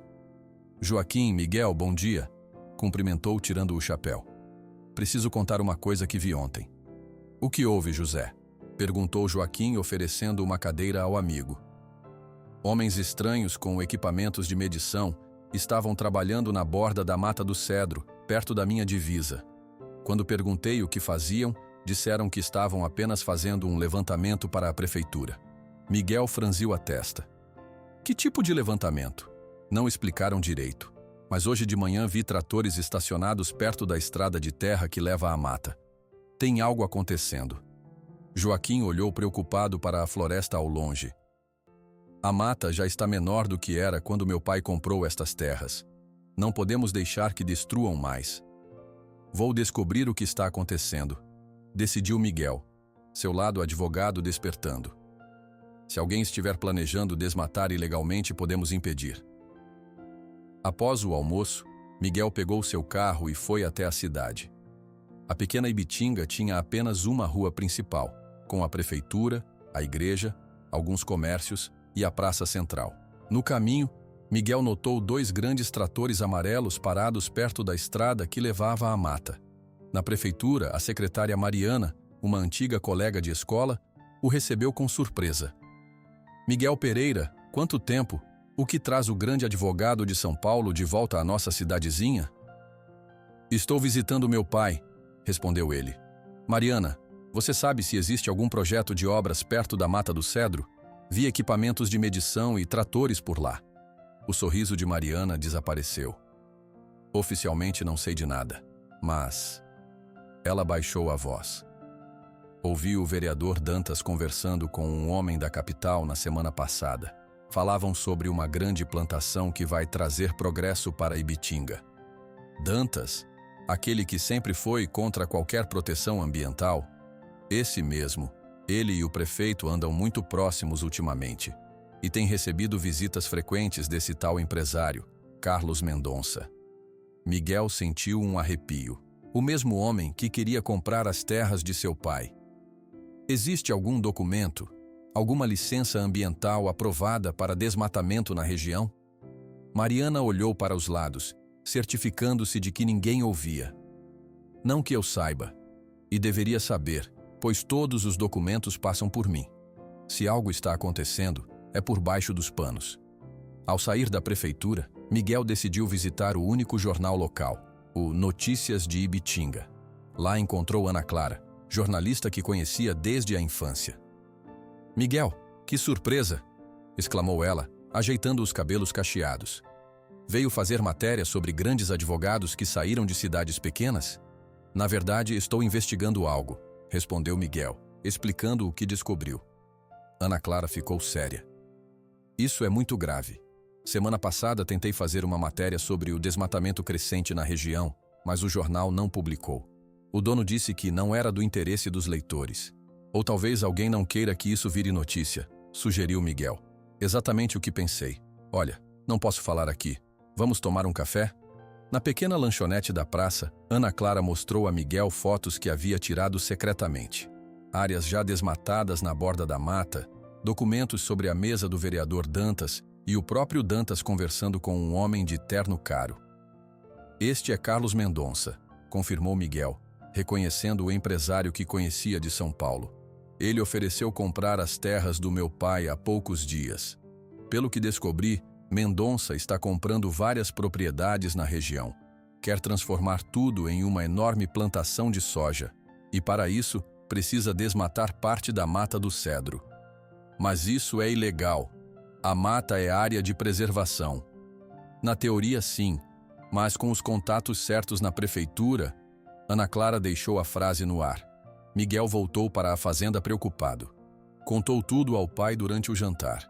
Precisamos agir, pai. Se esse Mendonça está mesmo planejando desmatar a Mata do Cedro, precisamos impedir. O que podemos fazer? Perguntou Joaquim. Primeiro, reunir os outros fazendeiros da região. Nem todos vão se importar com a preservação, mas alguns sim. Depois, vou verificar a legalidade dessas operações. Se não tiverem as licenças corretas, podemos denunciar aos órgãos ambientais estaduais. Na manhã seguinte, Joaquim convidou vários fazendeiros vizinhos para uma reunião em sua casa. Cerca de 10 apareceram, incluindo José Silveira e Dona Zulmira. Amigos, começou Joaquim, soubemos que há planos para desmatar grande parte da Mata do Cedro. Um empresário de fora quer transformar tudo em plantação de soja. E qual é o problema? Perguntou Antunes, dono de terras ao norte. Soja dá dinheiro, traz empregos. O problema, respondeu Miguel. É que destruir a mata afetará a todos nós.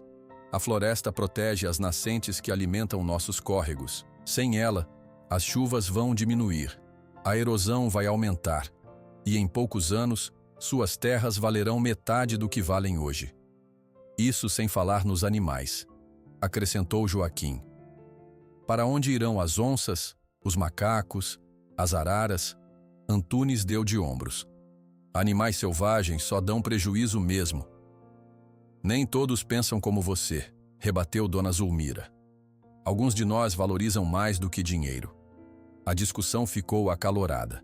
No final, 6 fazendeiros concordaram em apoiar a causa, enquanto 4, incluindo Antunes, eram favoráveis ao progresso. Nos dias seguintes, Miguel usou seus conhecimentos jurídicos para investigar. Descobriu que os documentos apresentados à Secretaria de Meio Ambiente continham informações falsas sobre o impacto ambiental do projeto. Com a ajuda de Ana Clara, tentou alertar as autoridades, mas encontrou portas fechadas por toda parte. O vereador Dantas tem muita influência, explicou Ana Clara por telefone. Ninguém quer se indispor com ele. Na quarta-feira à noite, 3 dias após a visita das onças, Joaquim e Miguel estavam na varanda quando ouviram um som distante, porém inconfundível. Isso é motosserra, disse Joaquim, levantando-se rapidamente. Vem da direção da mata. Impossível, respondeu Miguel. Já passa das 10 da noite. Ninguém trabalha a essa hora. Exatamente. Quem corta árvores de noite não está fazendo nada legal. Sem esperar resposta, Joaquim pegou uma lanterna e chamou Trovão, que apareceu imediatamente. Miguel seguiu o pai, levando o celular para registrar o que encontrassem. Guiados pelo som das motosserras, chegaram à borda da mata do cedro. Escondidos entre as árvores, viram 4 homens derrubando árvores enormes, algumas centenárias. Caminhões esperavam para transportar a madeira. Estão destruindo tudo, sussurrou Joaquim, horrorizado. Miguel filmava discretamente com o celular. Isso é prova. Amanhã mesmo enviamos para o Ministério Público Estadual. Um dos homens, que parecia ser o capataz, gritava ordens. Mais rápido, precisamos limpar toda essa área até o amanhecer. Joaquim não aguentou mais. Saiu de seu esconderijo e caminhou diretamente para o grupo. O que pensam que estão fazendo na minha propriedade? Gritou. Os trabalhadores pararam, surpresos. O capataz, um homem corpulento com cicatriz no rosto, se aproximou. Isso aqui não é sua propriedade, velho. É área de desenvolvimento autorizada pela prefeitura. Esta parte da mata faz divisa com minhas terras, insistiu Joaquim. E vocês não têm autorização para desmatar. Miguel se juntou ao pai mostrando o celular. Já registramos tudo. As autoridades ambientais vão adorar ver esse vídeo. O capataz riu, sem se intimidar. Você acha mesmo que alguém vai fazer algo? O chefe tem o prefeito e metade dos vereadores no bolso. Quem é seu chefe? Perguntou Miguel, embora já suspeitasse da resposta. O Dr. Carlos Mendonça, e ele não gosta de gente intrometida nos negócios dele. O capataz fez um gesto e 2 trabalhadores se aproximaram ameaçadoramente. Joaquim e Miguel recuaram alguns passos. Sugiro que vocês esqueçam o que viram aqui, continuou o capataz. Ou coisas ruins podem acontecer. Acidentes, sabe como é. Uma fazenda pode pegar fogo facilmente. Nesse momento, um rugido poderoso ecoou pela floresta. Os trabalhadores congelaram. O rugido veio novamente, mais próximo, seguido por um barulho de galhos quebrados. Onça! Gritou um dos homens, largando a motosserra e correndo para o caminhão. Os outros seguiram o exemplo, apavorados. Em segundos, os veículos partiam em alta velocidade, deixando para trás ferramentas e algumas árvores já cortadas. Miguel olhou ao redor, nervoso. Pai, vamos embora antes que essa onça apareça. Joaquim sorriu, tranquilo. Não precisamos ter medo, filho. O senhor está maluco? É uma onça. Tenho quase certeza de que é pintada, e ela acaba de nos ajudar. Na volta para casa, Miguel estava pensativo. Pai, realmente acha que era pintada? Ou foi coincidência? Na mata não existem coincidências, Miguel. Cada coisa acontece por um motivo. Na manhã seguinte, estavam tomando café quando Pedro veio correndo. Seu Joaquim, tem um carro da prefeitura parando aqui. Pela janela, viram o vereador Eduardo Dantas descer de um carro oficial. Alto, com cabelos grisalhos bem penteados e terno impecável, Dantas caminhava como alguém acostumado a dar ordens e ser obedecido. Vamos recebê-lo, disse Joaquim, levantando-se. Na varanda, o vereador forçou um sorriso. Senhor Joaquim, quanto tempo, e vejo que seu filho está de visita. O que deseja, vereador? Perguntou Joaquim friamente. Soube que o senhor teve um desentendimento com alguns trabalhadores ontem à noite. Trabalhadores? Respondeu Miguel. O senhor quis dizer criminosos ambientais? O sorriso de Dantas diminuiu. Olha, vamos ser diretos. O senhor Carlos Mendonça tem grande interesse em suas terras, senhor Joaquim. Ele me pediu para fazer uma oferta que acredito ser impossível recusar. Tirando um envelope do bolso interno do paletó, Dantas estendeu para Joaquim. Aqui está um cheque com o dobro do valor de mercado da sua fazenda. O que me diz? Joaquim nem olhou para o envelope. Não está à venda. Senhor Joaquim, seja razoável. O progresso vai chegar de qualquer jeito. A Mata do Cedro vai dar lugar a uma grande plantação, que trará empregos e desenvolvimento para Ibitinga. Por que ficar no caminho? Porque algumas coisas valem mais que dinheiro, respondeu Joaquim. Essa terra está na minha família há gerações, e a mata estava aqui muito antes de qualquer um de nós nascer. O vereador suspirou, guardando o envelope. Lamento ouvir isso. Realmente lamento. Seu tom mudou, tornando-se mais frio. As coisas podem ficar difíceis para quem não sabe cooperar com o progresso, senhor Joaquim. Muito difíceis. Isso é uma ameaça? Perguntou Miguel, dando um passo à frente. Apenas uma observação. Dantas sorriu novamente, mas seus olhos permaneceram duros. Tenha um bom dia, senhor Joaquim. Pense na minha oferta. Não estará disponível para sempre. Enquanto o vereador voltava para seu carro, Joaquim e Miguel trocaram olhares preocupados. A batalha pela Mata do Cedro estava apenas começando. Uma semana se passou desde a visita ameaçadora do vereador Dantas. Miguel estendeu sua estadia na fazenda, adiando compromissos em São Paulo para ajudar o pai. Durante esses dias, ele enviou o vídeo das motosserras para o Ministério Público Estadual e registrou uma denúncia formal. Ana Clara publicou uma pequena nota no jornal local sobre desmatamento ilegal, sem mencionar nomes para evitar problemas. A noite estava especialmente quente e seca. Maio deveria trazer chuvas para a região, mas naquele ano mal tinha chovido. A vegetação estava ressecada e os córregos da fazenda com um nível mais baixo que o normal. Joaquim dormia inquieto. Seu quarto, na parte de trás da casa, tinha a janela virada para o pasto onde Trovão geralmente passava a noite. Por volta de 00:30, um relincho forte e insistente o arrancou do sono. Não era o chamado normal do cavalo. Tinha urgência, quase desespero. Trovão? Murmurou Joaquim, levantando-se com dificuldade. Ao abrir a janela, viu o enorme cavalo branco correndo de um lado para outro no pasto. Relinchos cortavam o silêncio da madrugada. Joaquim vestiu-se rapidamente e saiu da casa. Quando chegou à varanda, entendeu o motivo da agitação de Trovão. Um clarão alaranjado vinha da direção da Mata do Cedro.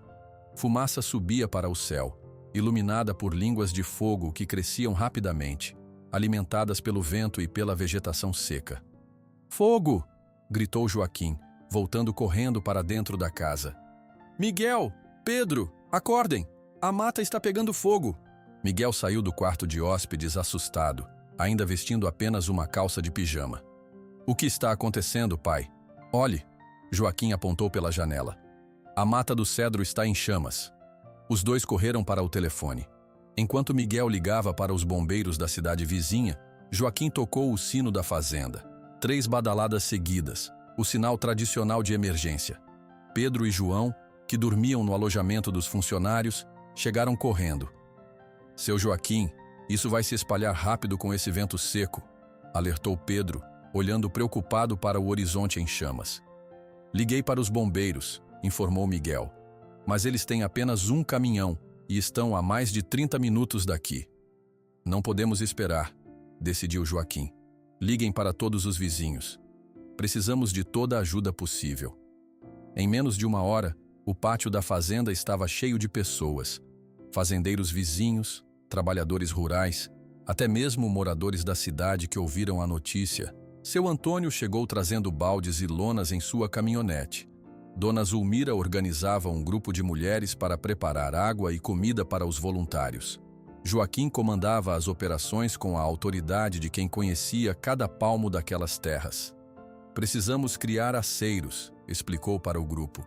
José, use seu trator para abrir uma faixa de terra sem vegetação para impedir que o fogo se espalhe para as fazendas. Manuel e Sebastião, levem as bombas costais e comecem pelo lado norte, onde o vento está mais fraco.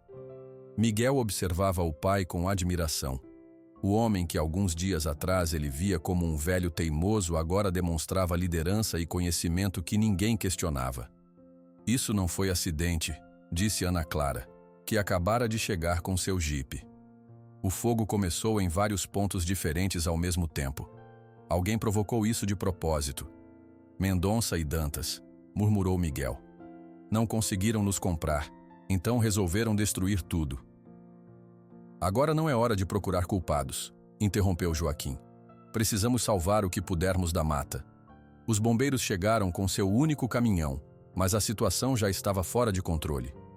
As chamas tinham mais de 10 metros de altura em alguns pontos, e a fumaça densa tornava difícil respirar. Nunca vi um incêndio se espalhar tão rápido, comentou o chefe dos bombeiros. Vamos precisar de reforços de outras cidades. Enquanto os homens lutavam contra o fogo, Joaquim não conseguia parar de pensar nos animais da floresta. Onde estaria Pintada e sua família? Teriam conseguido fugir para áreas seguras? Por volta das 3 horas da manhã, quando trabalhavam incansavelmente para controlar as chamas, Joaquim ouviu um som distante. Um grito animal de dor que fez seu coração apertar. Tem um animal ferido lá dentro, disse para Miguel, que jogava água nas chamas próximas. Pai, ninguém pode entrar na mata agora, respondeu Miguel segurando o braço do pai. É muito perigoso. Mas estão sofrendo, insistiu Joaquim, seus olhos refletindo o brilho das chamas. Pintada e os filhotes podem estar lá. Não sabemos se é uma onça, pai, e mesmo que seja, não podemos arriscar vidas humanas. Joaquim ficou em silêncio, mas seu olhar inquieto denunciava seus pensamentos. Continuaram trabalhando lado a lado por mais 1 hora. O fogo parecia estar cedendo em algumas áreas graças ao esforço conjunto. Em um momento de distração, quando Miguel foi buscar mais água, Joaquim viu sua chance. Pegou uma bomba costal cheia e, sem avisar ninguém, entrou por uma trilha lateral que conhecia bem. Sabia que era perigoso, mas não conseguia suportar a ideia de animais morrendo queimados sem tentar ajudar. A trilha estava parcialmente bloqueada por galhos caídos. A fumaça tornava difícil enxergar mais de alguns metros à frente e o calor era quase insuportável. Joaquim cobriu o rosto com um pano molhado, tentando filtrar a fuligem. Pintada, chamava, sabendo que era inútil. Onde você está? Seguiu o som de animais assustados, avançando mais fundo na mata em chamas. Encontrou um pequeno grupo de macacos prego encurralados num galho alto e ajudou a espantar as chamas ao redor, abrindo um caminho para que fugissem. Perdido na missão de salvar os animais, Joaquim não percebeu que o fogo havia contornado a área e agora bloqueava seu caminho de volta. Quando finalmente notou, já era tarde demais. Estava cercado por um muro de chamas. Droga, murmurou, sentindo o pânico crescer. A bomba costal estava quase vazia, insuficiente para abrir passagem através do fogo. No acampamento improvisado, Miguel finalmente notou a ausência do pai. Alguém viu meu pai? Perguntou, andando de um lado para outro entre os voluntários. Pedro se aproximou preocupado. Pensei que estivesse com o senhor. Não o vejo há quase 1 hora. Um pensamento terrível cruzou a mente de Miguel. Ele falou sobre animais presos. Meu Deus, ele deve ter entrado na mata. Com esse fogo, ele não sobreviverá, disse alguém atrás dele. Miguel sentiu o desespero tomar conta. Precisamos formar equipes de busca. Meu pai está lá dentro. O chefe dos bombeiros balançou a cabeça. É muito perigoso mandar mais gente agora. O fogo está completamente fora de controle naquela área. Então vou sozinho, declarou Miguel, pegando uma lanterna e uma bomba costal. Não seja tolo, rapaz, disse seu Antônio, segurando-o. Vai morrer lá dentro e não ajudará seu pai. Enquanto discutiam, um som de madeira quebrando chamou a atenção de todos. Trovão, o enorme cavalo branco, tinha arrebentado a cerca do pasto e galopava em direção à mata em chamas. Trovão, não! Gritou Miguel, mas era tarde demais. O cavalo correu diretamente para a fumaça, desaparecendo entre as árvores em chamas. Os presentes ficaram em silêncio, chocados com a cena. Ele vai procurar meu pai, disse Miguel, sua voz embargada. Ele sabe onde Joaquim está. É loucura, comentou o bombeiro. Um animal não entra no fogo voluntariamente. Esse não é um animal comum, respondeu seu Antônio. Se existe alguma chance de encontrar Joaquim vivo, é Trovão quem vai conseguir. Dentro da mata, Joaquim estava encostado numa pedra grande, tentando respirar o pouco ar limpo que restava perto do solo. O calor era insuportável, e seus olhos ardiam com a fumaça. Começava a sentir tontura pela falta de oxigênio. Parece que chegou minha hora, murmurou para si mesmo. Desculpe, Miguel. Desculpe, Trovão. Quando estava prestes a perder a consciência, ouviu um som familiar. O relincho de Trovão, muito perto. Primeiro achou que estava delirando, mas então viu o enorme vulto branco surgindo entre a fumaça, seus olhos azuis brilhando na escuridão cinzenta. Trovão, sussurrou Joaquim, mal acreditando. Como você me encontrou? O cavalo se aproximou, abaixando-se de maneira incomum, como se convidasse Joaquim a montar. Com as últimas forças, o fazendeiro conseguiu se erguer e subir no lombo do animal. Vamos, amigo, disse, segurando-se na crina longa. Precisamos encontrar a saída. Trovão parecia saber exatamente para onde ir. Avançava com cuidado, desviando de árvores em chamas e escolhendo caminhos onde o fogo era menos intenso. Joaquim, semiconsciente, apenas se segurava, confiando totalmente no instinto do animal. Em certo momento, na parte mais densa da fumaça, Joaquim teve uma visão que mais tarde não saberia dizer se foi real ou fruto da falta de oxigênio.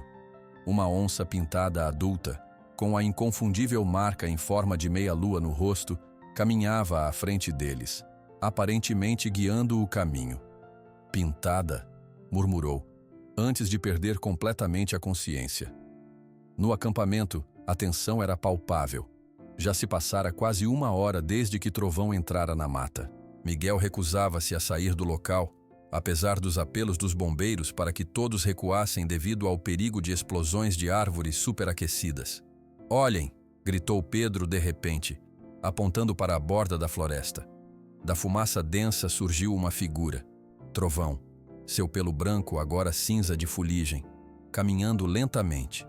Sobre seu lombo, o corpo inerte de Joaquim. Pai! Miguel correu ao encontro deles, seguido pelos bombeiros e seu Antônio. Cuidadosamente retiraram Joaquim do lombo de Trovão. Ele estava desacordado, com queimaduras leves nos braços e rosto, mas respirava. Ele está vivo, confirmou seu Antônio, verificando os sinais vitais. Precisamos levá-lo ao hospital imediatamente. Enquanto preparavam Joaquim para o transporte, Miguel se aproximou de Trovão. O cavalo estava exausto, com pequenas queimaduras nas patas e no focinho, mas se mantinha de pé, observando atentamente seu dono. Você o salvou, disse Miguel, acariciando o pescoço do animal. Obrigado. Alguns dos voluntários se aproximaram, olhando com admiração para o cavalo. Nunca vi nada igual, comentou um deles. Esse cavalo entrou no inferno para buscar seu dono.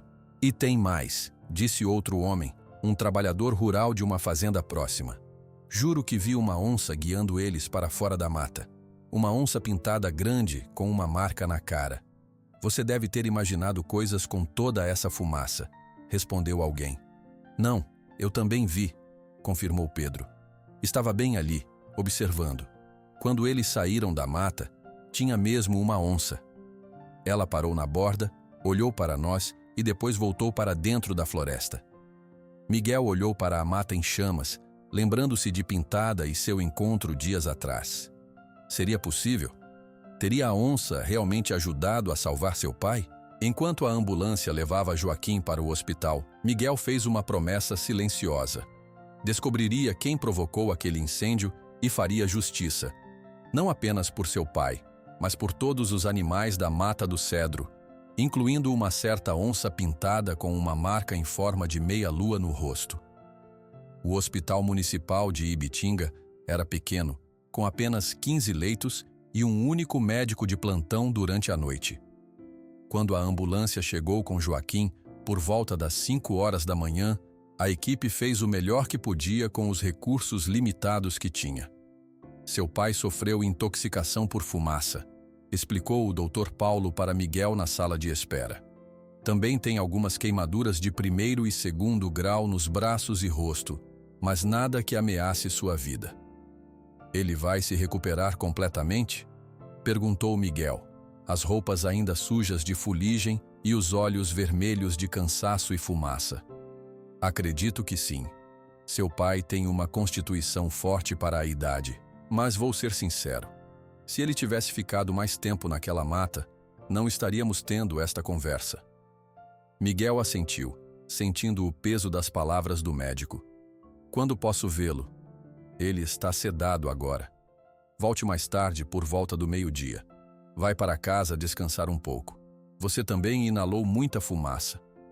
Mas Miguel não conseguiria descansar. Depois de ligar para Pedro e receber a notícia de que Trovão estava sendo tratado por seu Antônio e que o incêndio finalmente estava sob controle, ele foi até a delegacia de polícia. O delegado Roberto Almeida era um homem de meia idade com bigode espesso e olheiras profundas. Conhecia Joaquim há décadas. Miguel, que bom que veio, cumprimentou. Estava prestes a ir ao hospital ver seu pai. Como ele está? Vai sobreviver, respondeu Miguel. Quero registrar uma queixa formal. Tenho certeza que esse incêndio foi criminoso. O delegado suspirou, indicando uma cadeira. Sente-se. Também acreditamos nisso. Os bombeiros relataram que o fogo começou em vários pontos diferentes simultaneamente. Isso não acontece naturalmente. Tenho uma forte suspeita de quem está por trás disso, disse Miguel, e contou sobre a visita ameaçadora do vereador Dantas, a oferta de compra recusada e o desmatamento ilegal que haviam flagrado dias antes. O delegado tomava notas, mas seu rosto demonstrava preocupação. Miguel, essas são acusações sérias contra pessoas poderosas da cidade. O vereador Dantas tem muitos amigos, inclusive no judiciário regional. Estou ciente disso, mas meu pai quase morreu nesse incêndio, e parte significativa da Mata do Cedro foi destruída. Isso sem falar nos animais que morreram queimados. Vamos investigar, claro, mas precisamos de evidências concretas, não apenas suspeitas. Miguel saiu da delegacia com a sensação de que pouco seria feito. Decidiu tomar as coisas em suas próprias mãos. Primeiro, ligou para Ana Clara. Já estou na estrada para sua fazenda, disse ela ao atender. O jornal quer que eu faça uma matéria sobre o incêndio. Ótimo, podemos usar isso, mas acho que seu chefe vai tentar abafar qualquer menção a Dantas ou Mendonça. Provavelmente. Por isso pensei em algo diferente. E se focássemos na história do resgate? Seu pai sendo salvo por Trovão com a possível ajuda de uma onça? É o tipo de história que ninguém vai querer censurar, e podemos incluir detalhes sobre o incêndio ser criminoso. Você é brilhante, Ana, disse Miguel, sentindo um pouco de esperança pela primeira vez naquela manhã. Depois, ligou para seu escritório em São Paulo e pediu uma licença de 2 semanas. Sua chefe não ficou feliz, mas Miguel foi firme. Meu pai quase morreu e preciso cuidar dele. Além disso, há questões legais envolvendo tentativas de grilagem de terra que preciso resolver. Por volta do meio-dia, Miguel retornou ao hospital. Joaquim estava acordado, embora ainda fraco. Seu rosto estava parcialmente coberto por bandagens onde havia sofrido queimaduras, e um tubo de oxigênio ajudava sua respiração. Miguel, chamou com voz rouca quando viu o filho. Trovão. Ele está bem, pai, assegurou Miguel, segurando a mão do pai com cuidado para não tocar nas áreas queimadas. Seu Antônio tratou as queimaduras nas patas, mas nada grave. Aquele cavalo é realmente especial. Joaquim sorriu fracamente. Ele me encontrou na mata. Como soube onde eu estava? Ninguém entende, pai. Ele arrebentou a cerca e correu direto para o fogo, como se soubesse exatamente para onde ir. Joaquim fechou os olhos por um momento, lembrando. Não foi só ele, Miguel. Pintada estava lá. Miguel hesitou. Outras pessoas tinham mencionado ver uma onça, mas ele assumiu que era confusão causada pela fumaça e pelo estresse. Pai, você inalou muita fumaça. Pode ter tido alucinações. Não foi alucinação, insistiu Joaquim, tentando se sentar. Ela mostrou o caminho para Trovão. Vi claramente, mesmo com toda aquela fumaça. A marca no rosto dela era pintada. Antes que Miguel pudesse responder, a porta do quarto se abriu e uma enfermeira entrou acompanhada por 2 pessoas. O prefeito de Ibitinga, Cláudio Azevedo, e o vereador Dantas. Joaquim, meu amigo, exclamou o prefeito, aproximando-se com falsa preocupação. Que tragédia terrível, vim assim que soube. Miguel se levantou, colocando-se entre os visitantes e a cama do pai. O que estão fazendo aqui? Ora, viemos visitar um cidadão ilustre de nossa cidade, respondeu Dantas com um sorriso que não alcançava seus olhos. Afinal, seu Joaquim é uma figura respeitada em Ibitinga. Bastante conveniente vocês aparecerem depois que ele quase morreu num incêndio que começou logo após suas ameaças veladas, acusou Miguel. O sorriso de Dantas desapareceu. Cuidado com o que diz, rapaz. Isso pode ser interpretado como calúnia. Miguel, interveio o prefeito. Todos estamos chocados com o incêndio. A prefeitura já está organizando doações para ajudar as famílias afetadas e recuperar a área destruída. Que generoso, respondeu Miguel sarcasticamente. Especialmente considerando que há menos de uma semana vocês estavam tentando comprar essas mesmas terras para um projeto que destruiria a Mata do Cedro. Isso é política, filho, disse o prefeito, tentando soar paternal. Às vezes temos visões diferentes sobre desenvolvimento e preservação, mas jamais aprovaríamos métodos criminosos. Saiam daqui, pediu Joaquim com a voz fraca, mas decidida. Não quero vocês no meu quarto. O vereador Dantas deu um passo à frente, seu rosto agora vermelho de raiva. Escute aqui, Joaquim. Vim por educação, mas já que estamos sendo sinceros, deixe-me dizer uma coisa. Essa sua postura de defensor da natureza não vai impedir o progresso de chegar. De um jeito ou de outro, aquela mata vai dar lugar a algo útil para a cidade. Está me ameaçando de novo? Perguntou Miguel, sacando o celular do bolso. Porque posso gravar isso também, como gravei os homens cortando árvores ilegalmente sob suas ordens. Dantas recuou, olhando para o prefeito. Vamos embora, Cláudio. Claramente, nosso gesto de boa vontade não é apreciado. Depois que saíram, Miguel soltou um suspiro de alívio. Descarados. Vêm até aqui fingir preocupação depois do que fizeram. Eles estão nervosos, observou Joaquim. Não esperavam que eu sobrevivesse para contar a história. E certamente não contavam com você transformando isso em um caso. Antes que Miguel pudesse responder, ouviram uma comoção no corredor. Vozes animadas e passos apressados. A porta se abriu novamente, e Ana Clara entrou, seguida por um homem carregando uma câmera de vídeo. Joaquim, que bom vê-lo acordado, disse ela, aproximando-se da cama. Sou Ana Clara, do Notícias de Ibitinga. Podemos fazer algumas perguntas sobre seu resgate milagroso? Miguel interveio. Ana, não acho que meu pai esteja em condições... Tudo bem, filho, disse Joaquim, ajeitando-se na cama. Quero falar. As pessoas precisam saber o que aconteceu. Durante os 20 minutos seguintes, Joaquim contou sua versão dos fatos. Como entrou na mata para tentar salvar animais, como ficou preso pelo fogo e como Trovão apareceu para salvá-lo. Quando chegou à parte sobre Pintada, falou com convicção absoluta. Eu a vi claramente. Mesmo com toda aquela fumaça, reconheci a marca em forma de meia-lua no rosto dela. Era Pintada, a mesma onça que salvei há 7 anos. Ela mostrou o caminho para Trovão, guiando-nos através do fogo até a saída. Ana Clara trocou um olhar com Miguel, que assentiu levemente. Outras testemunhas também relataram ter visto uma onça guiando vocês para fora da mata, confirmou ela. Pedro, seu funcionário, foi uma delas. A entrevista continuou com Joaquim aproveitando para falar sobre a importância da mata do cedro e sua suspeita de que o incêndio não fora acidental. Por anos, pessoas poderosas tentaram tomar essas terras para exploração. Recentemente recebi uma visita e uma oferta que recusei. Logo depois, a mata pegou fogo. Tire suas próprias conclusões. Quando a equipe de reportagem saiu, Miguel parecia preocupado. Pai, foi sábio dizer tudo isso? Dantas e Mendonça vão ficar furiosos. E o que mais podem fazer? Já tentaram me comprar, já me ameaçaram, já incendiaram minha terra. Estou cansado de ter medo deles. Naquela noite, a reportagem de Ana Clara foi exibida no pequeno canal de TV local e rapidamente se espalhou pelas redes sociais. A história do fazendeiro que quase morreu no incêndio e foi salvo por seu cavalo fiel, possivelmente com a ajuda de uma onça que ele havia resgatado anos antes, capturou a imaginação do público. Comentários de apoio inundaram a página do jornal, e moradores começaram a se reunir em frente à prefeitura, exigindo investigação sobre a origem do incêndio. Na manhã seguinte, Miguel foi surpreendido por uma ligação de seu chefe em São Paulo. Miguel, você virou notícia nacional. Acabei de ver sua história no Jornal da Manhã. Seu pai sendo resgatado por um cavalo e uma onça?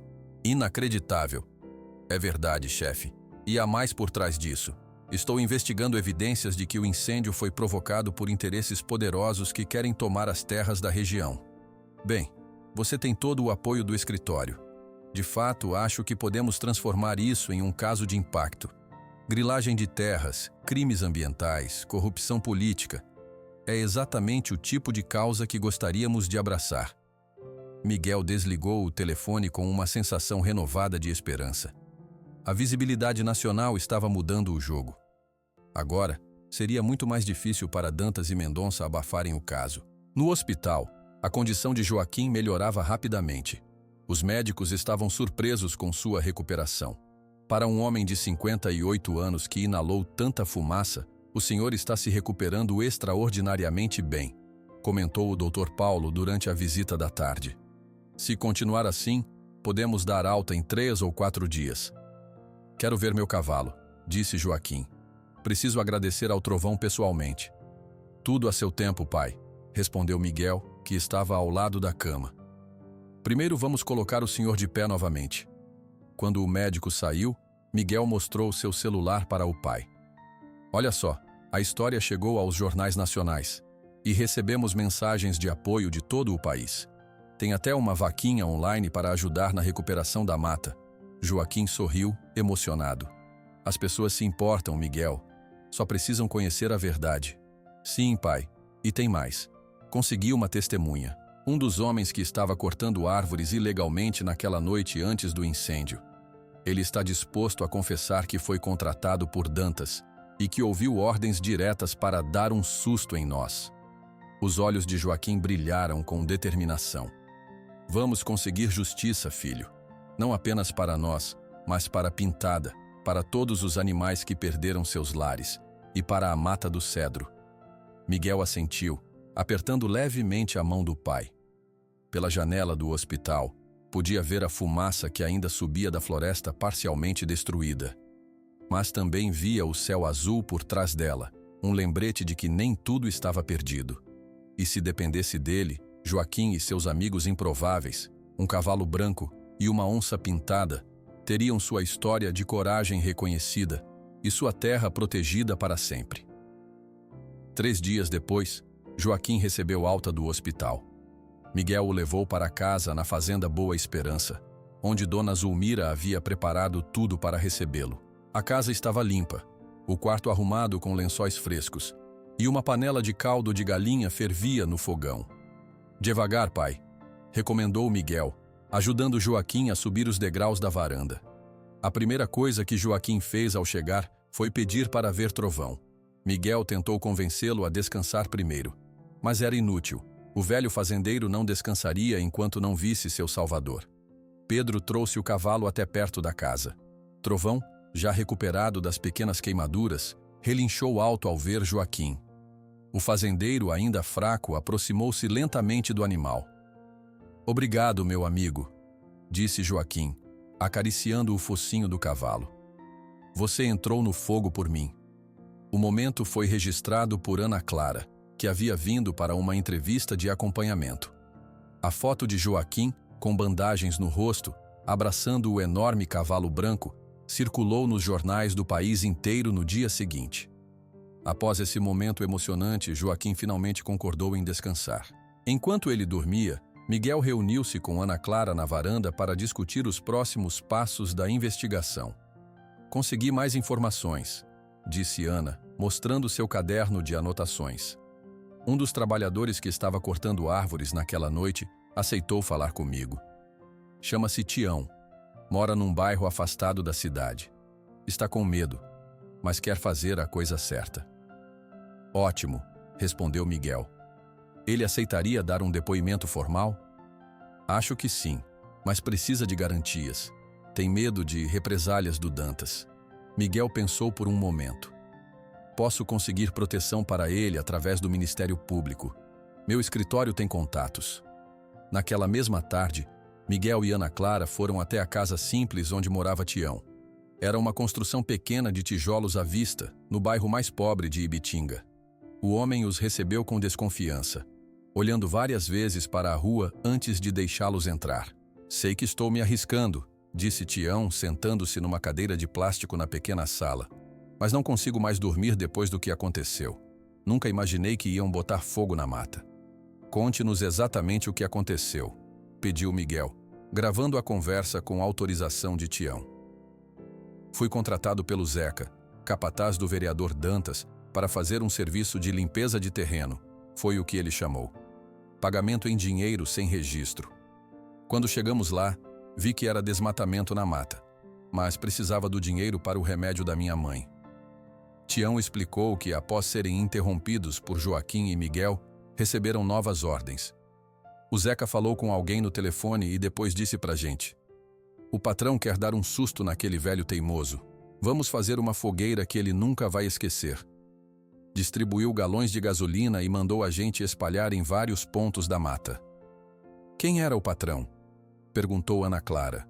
Nunca falavam o nome, mas uma vez vi o Zeca conversando com o vereador Dantas e um homem de terno caro. O homem de terno entregou um envelope para o Zeca e disse: resolva aquele problema na mata. Você reconheceria esse homem de terno? Questionou Miguel. Sim, era aquele empresário que aparece nos jornais. Mendonça, acho que é o nome dele. Miguel e Ana Clara trocaram olhares. Tinham finalmente uma ligação direta entre o incêndio e seus suspeitos. Nos dias seguintes, a investigação ganhou força. Com o depoimento de Tião, Miguel conseguiu que o Ministério Público Estadual enviasse promotores para Ibitinga. A presença de autoridades estaduais mudou o jogo local. O delegado Roberto, que antes parecia relutante, agora trabalhava ativamente no caso. Temos mandados de busca e apreensão para o escritório do vereador Dantas e para a sede local da empresa de Mendonça, informou o delegado a Miguel, uma semana após o incêndio. As buscas revelaram mais do que esperavam. No escritório de Dantas, encontraram documentos falsificados de posse de terras, prática conhecida como grilagem, incluindo mapas alterados da região da Mata do Cedro.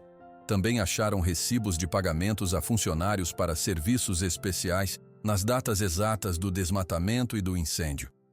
Na sede da empresa de Mendonça, o material apreendido incluía projetos detalhados para uma enorme plantação de soja que substituiria a floresta e e-mails trocados com o vereador Dantas discutindo maneiras de resolver o problema Joaquim Pereira. A notícia da investigação atraiu jornalistas de todo o país.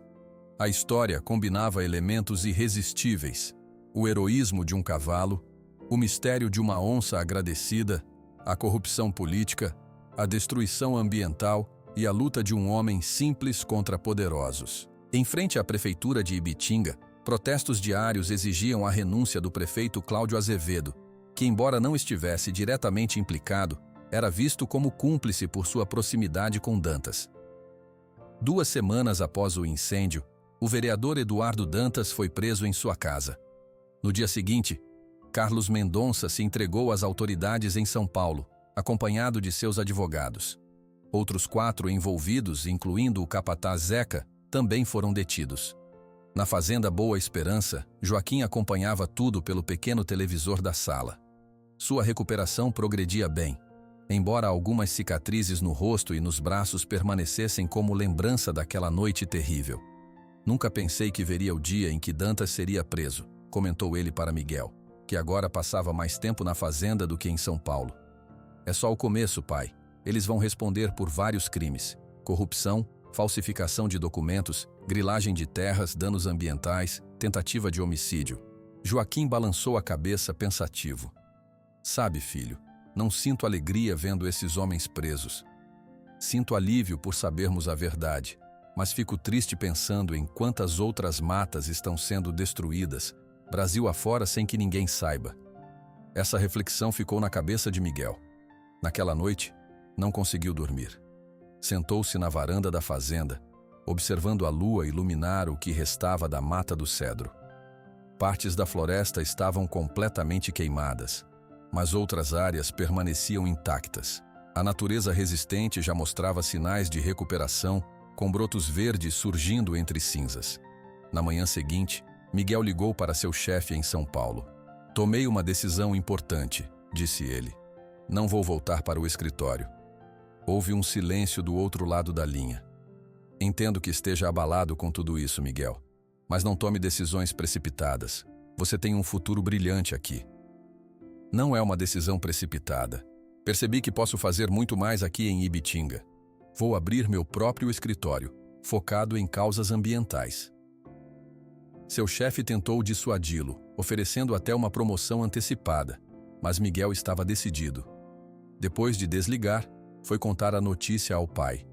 Joaquim estava no pasto, escovando o trovão, quando Miguel se aproximou. Pai, preciso te contar uma coisa. Joaquim parou o que fazia, notando o tom sério do filho. O que houve? Decidi ficar em Ibitinga. Vou abrir um escritório de advocacia aqui, especializado em causas ambientais. O rosto de Joaquim se iluminou. Está falando sério, filho? Nunca falei tão sério.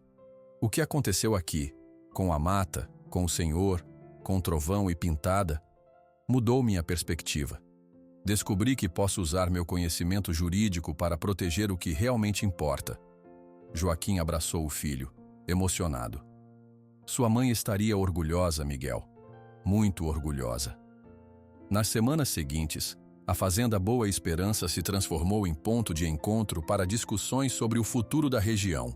Miguel converteu um dos quartos vazios da casa em escritório temporário, enquanto procurava um espaço na cidade.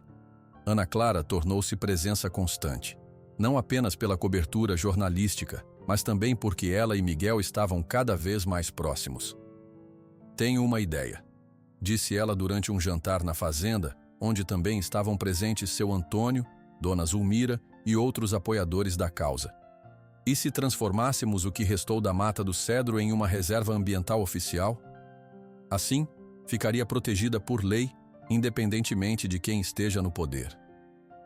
É possível fazer isso? Perguntou Joaquim, interessado. Sim, respondeu Miguel. Podemos propor a criação de uma reserva particular do patrimônio natural. Com o caso tendo ganhado tanta atenção, teríamos apoio de ONGs ambientais e até de órgãos internacionais. E poderíamos incluir programas de educação ambiental, acrescentou Ana Clara, empolgada. Trazer escolas para conhecer a importância da preservação. Gosto dessa ideia, disse Joaquim. Uma reserva onde os animais estariam protegidos, onde Pintada e sua família poderiam viver em paz. A conversa avançou noite adentro, com ideias surgindo de todos os lados. Seu Antônio sugeriu um centro de recuperação para animais silvestres. Dona Zulmira propôs hortas comunitárias no entorno da reserva. Pedro falou sobre trilhas educativas que mostrassem a diversidade da flora local. Miguel observava tudo com uma sensação de propósito que nunca tinha experimentado em seus anos como advogado corporativo. Ali, ao lado daquelas pessoas simples mas determinadas, sentia que estava finalmente no caminho certo. No dia seguinte, Miguel foi entrevistado pela TV Globo para uma reportagem especial sobre o caso. O repórter perguntou por que ele tinha decidido abandonar uma carreira promissora em São Paulo para se dedicar a causas ambientais em uma cidade pequena. Aprendi uma lição importante com meu pai, respondeu Miguel, olhando para a mata do cedro ao fundo. Ele me ensinou que existem conexões que não podemos ver à primeira vista, entre os animais, as plantas, a água, o ar que respiramos. Tudo está ligado. E quando destruímos uma parte, afetamos o todo. A entrevista terminou com imagens de Joaquim e Trovão caminhando pela borda da mata em recuperação, seguidos por Miguel e Ana Clara.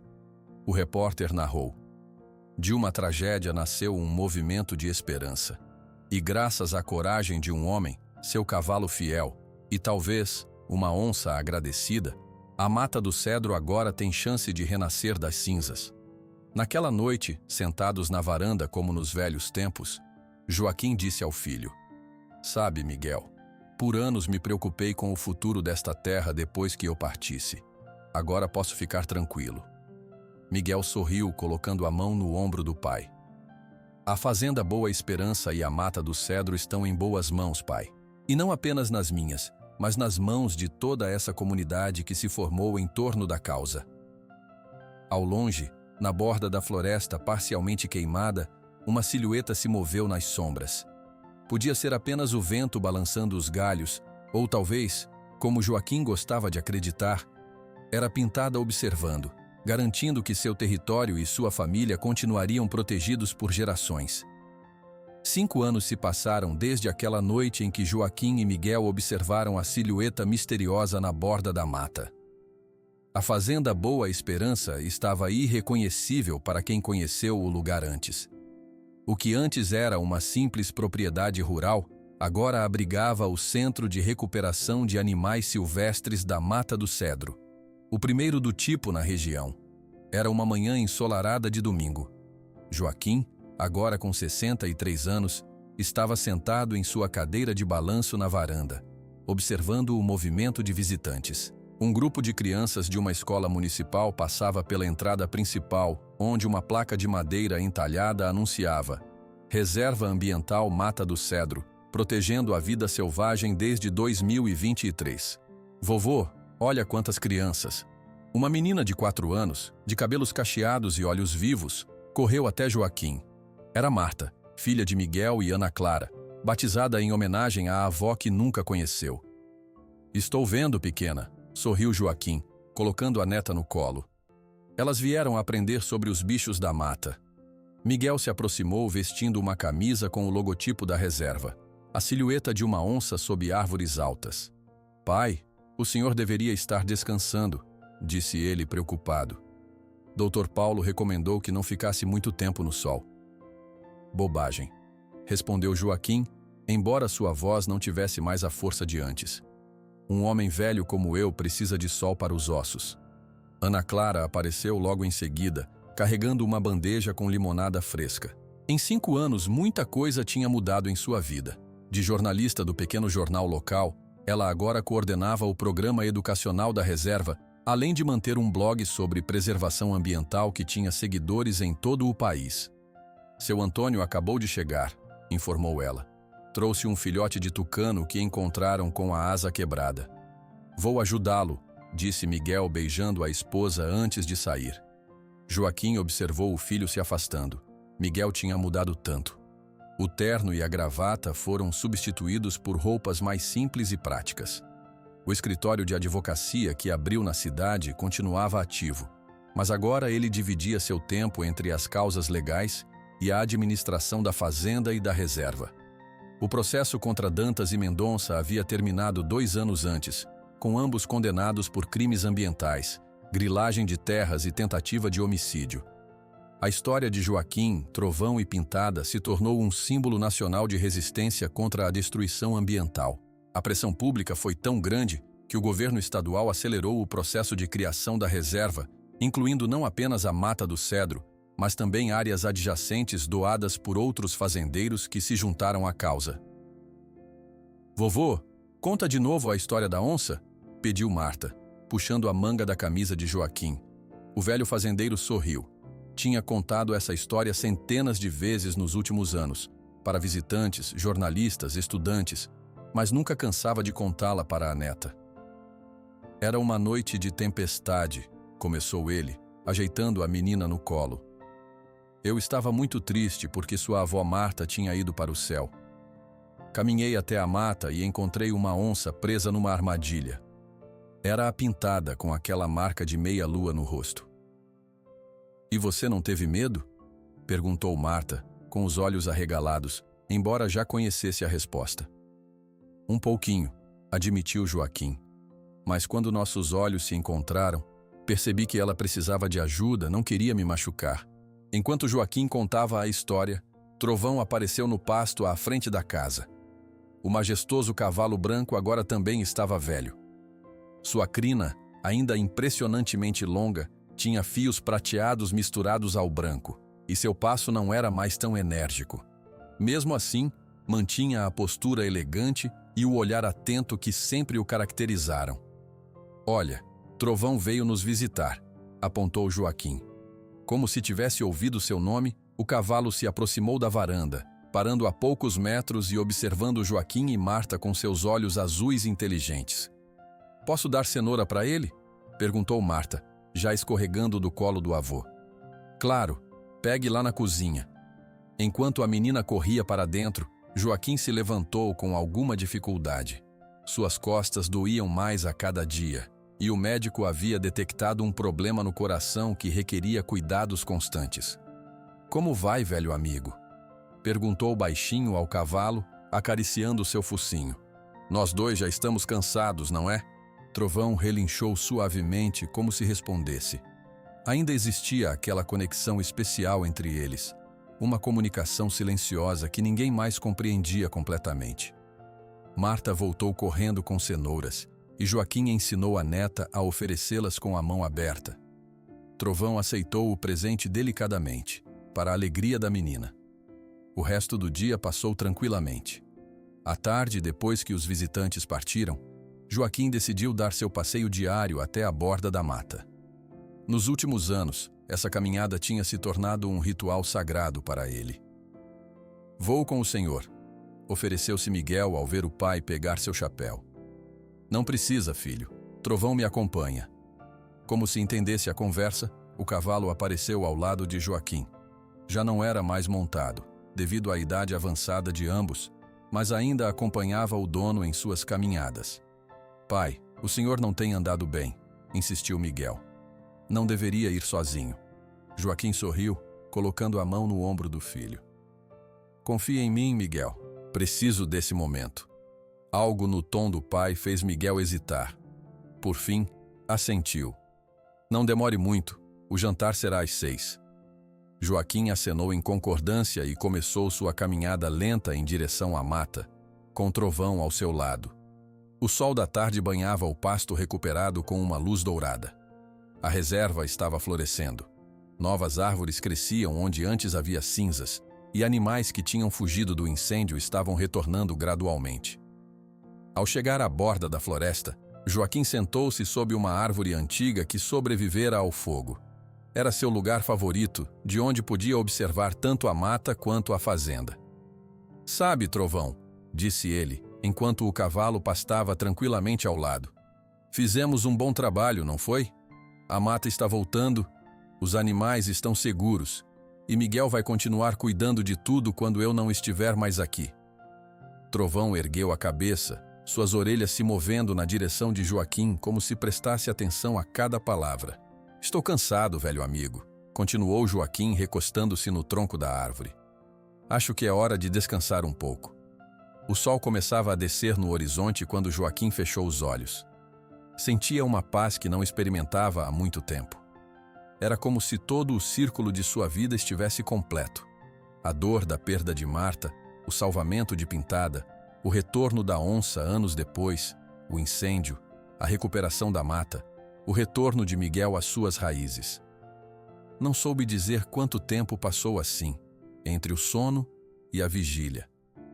Quando abriu os olhos novamente, notou que não estava mais sozinho.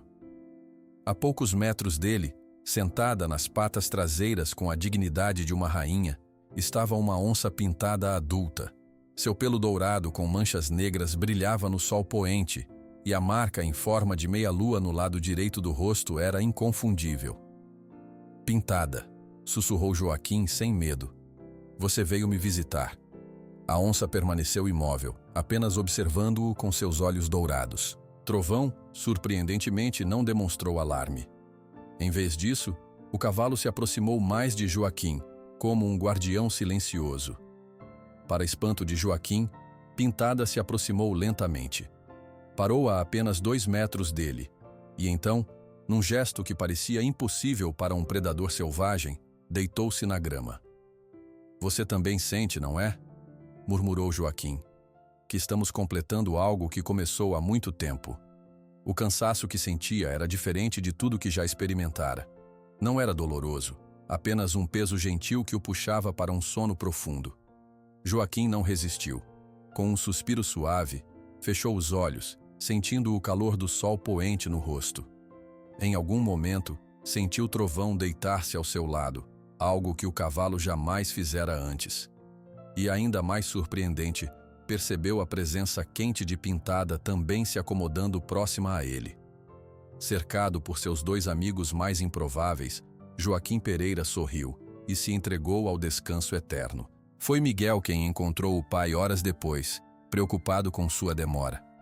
A cena que viu ficaria para sempre em sua memória. Joaquim sentado contra a árvore, um sorriso sereno no rosto, como se estivesse apenas dormindo. Trovão estava em pé ao lado dele, como um sentinela fiel. Da onça, só restavam pegadas na terra macia. O funeral de Joaquim reuniu centenas de pessoas. Vieram moradores de toda a região, autoridades estaduais, representantes de organizações ambientais, jornalistas que haviam coberto sua história e até mesmo famílias que haviam visitado a reserva. Todos queriam prestar uma última homenagem ao homem que salvou a Mata do Cedro. Trovão permaneceu no estábulo durante a cerimônia, recusando-se a comer. Nos dias seguintes, o cavalo parecia procurar constantemente por seu dono, olhando para a casa e relinchando como se o chamasse. 6 meses após a morte de Joaquim, Miguel e Ana Clara inauguraram uma estátua no centro da reserva, feita em bronze por um artista local. Representava um homem, um cavalo e uma onça, lado a lado, olhando para o horizonte. A placa dizia simplesmente: Joaquim Pereira. O que fazemos pelos animais, fazemos pelo mundo inteiro. A Reserva Ambiental Mata do Cedro continuou crescendo. O Centro de Recuperação de Animais Silvestres se tornou referência nacional, recebendo animais feridos de todo o estado. O programa educacional atendia milhares de estudantes por ano. As pesquisas sobre a flora local ajudavam a recuperar áreas degradadas em outras regiões. Em uma noite de lua cheia, quase 1 ano após a partida de Joaquim, Miguel estava na varanda da casa, observando a mata ao longe. Marta dormia no colo de Ana Clara. Às vezes ainda não acredito em tudo o que aconteceu, disse Miguel baixinho. Como uma história tão improvável mudou tantas vidas.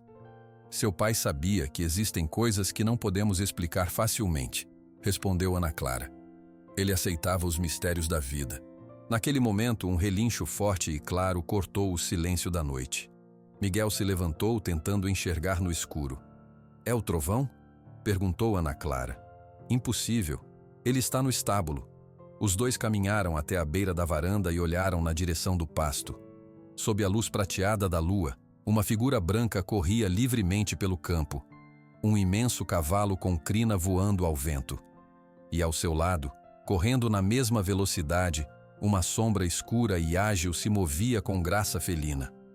Por um instante que pareceu eterno, Miguel viu claramente. Trovão e Pintada, guardiões eternos daquela terra, correndo juntos sob o luar, como se levassem consigo o espírito do homem que os uniu. Pai, sussurrou Miguel, sentindo lágrimas nos olhos. A imagem durou apenas alguns segundos antes de desaparecer na direção da mata. Miguel nunca teve certeza se foi real ou apenas um truque da luz da lua e da saudade.